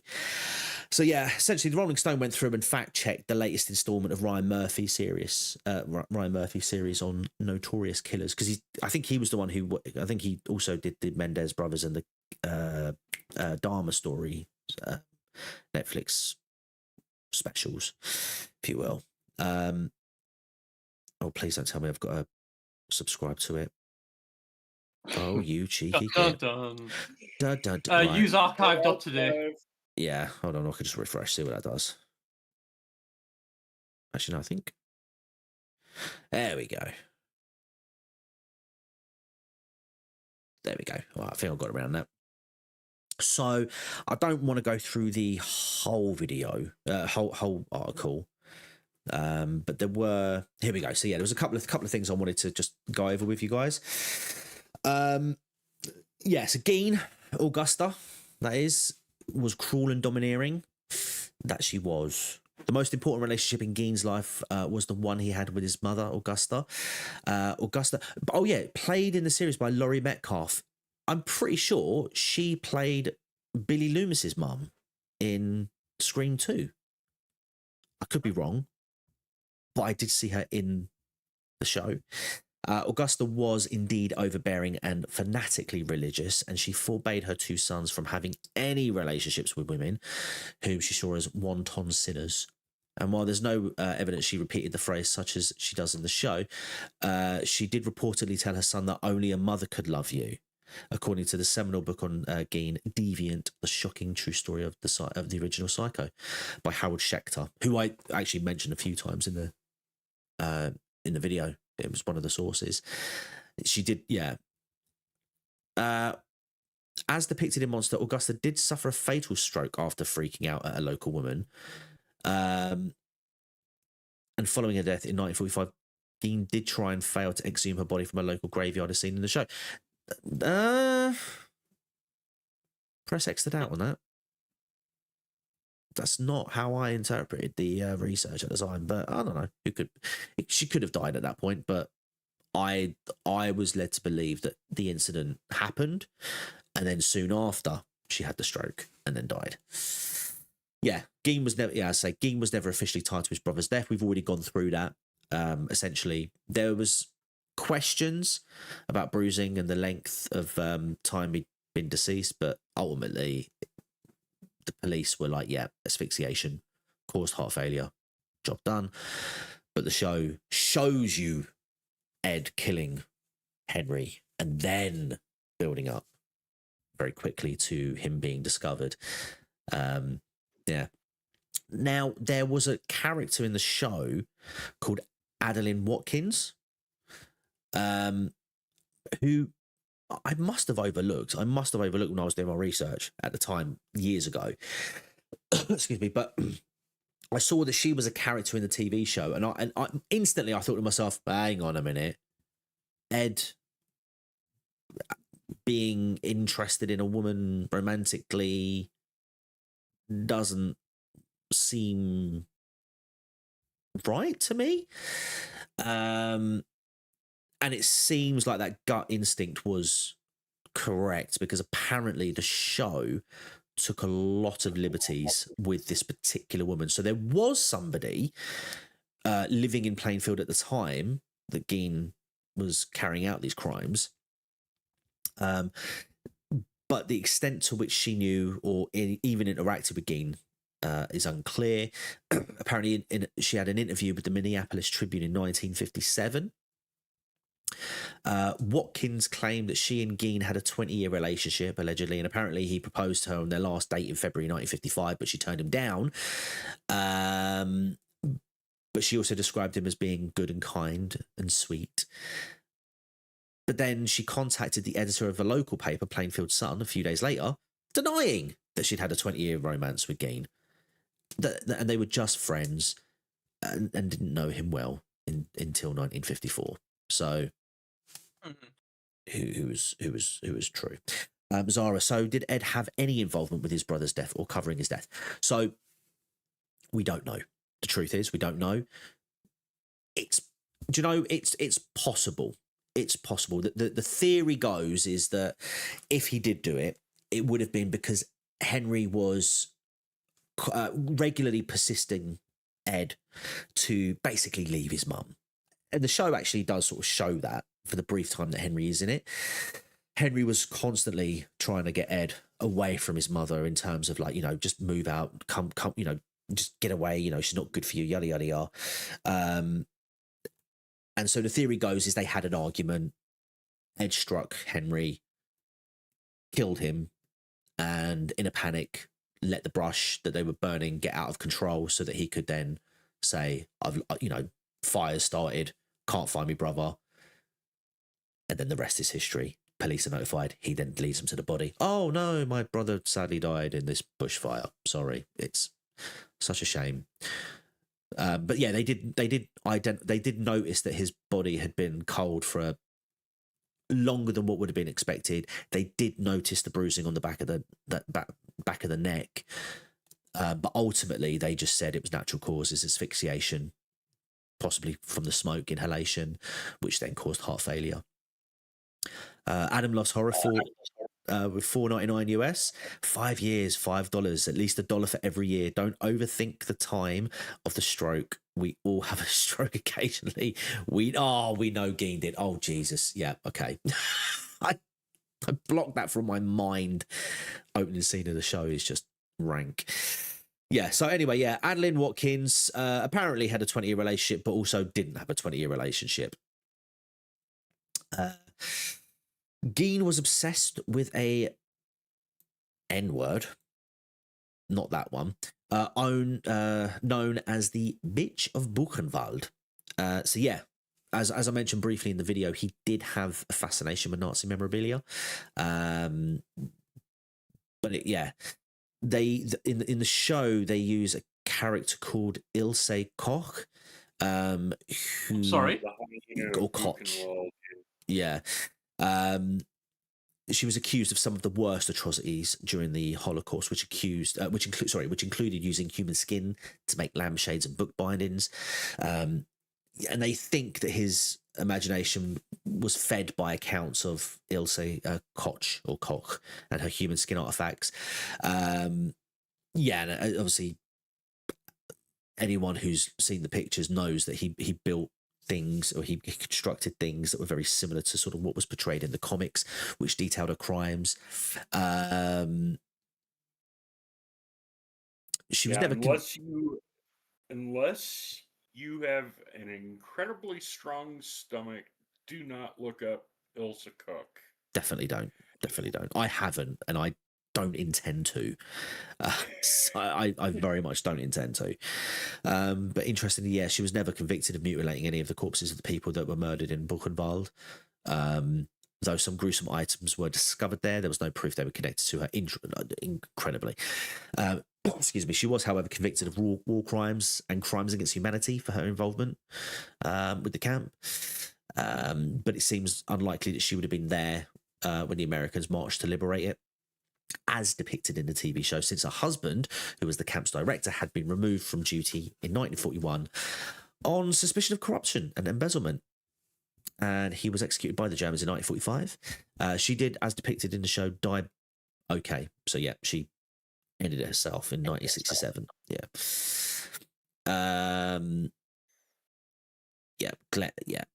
This is the big one. Yeah. This is one I wanted to cover, and that one below. As I mentioned before, there was no evidence that he was one of these. A lover of the dead. Yeah. No evidence to suggest it at all. As I say, his own words, he thought they smelled too bad, and so he wouldn't. But the TV show has him going ham on one of them, at least one of them. There was also no evidence that he was a cannibal or distributed human flesh to neighbors, anything like that. The show does allude to that. The show, as it says here, there's also no evidence that Gein was a cannibal or distributed human flesh to neighbors, telling them it was venison, as shown in Monster. It was just basically, yeah. Of the 9 women Gein exhumed from their graves, most had already been embalmed, suggesting it's highly unlikely that he would have consumed them. So, yeah, probably wouldn't have been able to. And as I mentioned, there's 2 murders that have definitively been attributed to Gein. One that he confessed to wasn't tried for, which was Mary Hogan. And of course, there was the other one of Bernice Warden, which he was tried for eventually and found and sentenced for. But in the TV show, he's shown committing numerous murders throughout the show. He was only ever tried for Hogan's murder. Sorry, initially found guilty. Subsequent hearing, I don't think that was right. Anyway, either way, could be wrong. But in the TV show, yeah, here we go. While it's possible that Gein killed his brother, all the other murders in Monster, because there's a few of them, are fabrication, dramatized to show his effect on American horror culture. Several times throughout the show, the real Ed is transposed into scenarios straight out of the movies he would go on to inspire, including Psycho, the Texas Chainsaw Massacre. He's shown slipping into their personae, stabbing Adeline to death a la Psycho, even though that scene famously showed no actual violence, and chasing a couple of hapless hunters through a field with a chainsaw. So I think it was yourself, Denz, actually, I think it was you, mentioned the influence, or sort of like the reverse influence that the show had on the stuff that it would later go on to inspire. It was a very much intentional thing on the part of the producers to say, right, okay, well, I mean, that's fair to at least like reference that. As Yeah. long as they knew that they were deliberately referencing that and not actually implying that that was the case in real life. yeah, I don't think that's so bad. maybe. But yeah, it is very in your face because as I say, the influences that he had on these films, Psycho was probably the biggest. I suppose it's chronological, really. Psycho was the biggest influence because of the relationship he had with his mother. Then you got the Texas Chainsaw Massacre because of the things that he would make with the bodies that he would exhume, and then you've got Silence of the Lambs, but from the Buffalo Bill perspective, because Buffalo Bill, of course, was trying to create. I'm a woman. Yeah. But one thing, but instead of going down that angle, the show's producers went down the Hannibal Lecter route. Yeah. So, in a somewhat clever but potentially confusing final episodes, the show taps into another Netflix true crime property, Mindhunter. That series, which ran from 2017 to 2019, depicted the early years of the FBI's Behavioral Science Unit, during which two agents in the show, fictionalized characters Holden Ford and Bill Tench, traveled the country interviewing notorious murderers, including Ed Kemper and Richard Speck, in an attempt to build a psychological profile of a serial killer. Ford and Tench were based on special agents Robert Ressler and John Douglas, and in Monster, the pair is shown interviewing some of the same killers. When they talk to Jerry Brudos, aka the Lust Killer, who's portrayed in both series by actor Happy Anderson, he mentions that he was inspired by Gein. Soon after, the viewer meets Speck, notorious for murdering 8 students at a house outside Chicago in the late 60s. We find Speck performing acts in exchange for drugs. While imprisoned, talking to his John about how he too looked up to Gein. He's even shown sending Gein fan mail. However, there's no reason to believe that the real Speck had any correspondence with Gein, nor even that he had any admiration for him. I'm not like anyone else, Speck told a journalist in 1978. I'm freakish. And perhaps in the most outlandish, I don't know, does it mention it here? But if not, okay, yeah, I don't think it mentions it. But what's quite outlandish in the TV show is that agents interview Gein to try and understand the mind of a serial killer that they're trying to catch, who they eventually catch, who is Ted Bundy. Okay. No. Yeah. They never spoke to him about Ted Bundy. Ever. Yeah.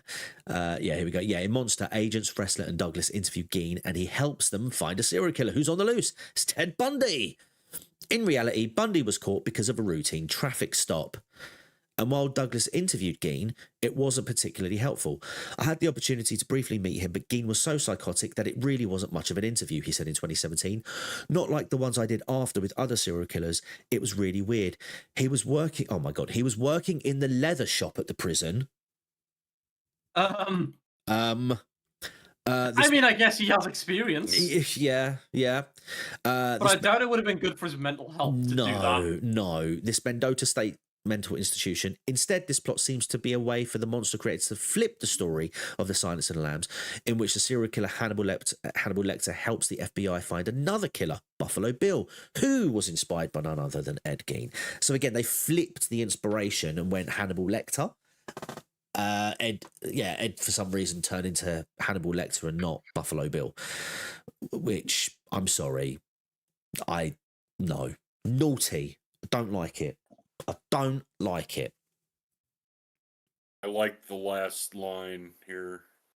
In the end, like so much of Murphy's work, it's an examination of the American connection to crime, obsession, and fame, with a loose grasp on the truth.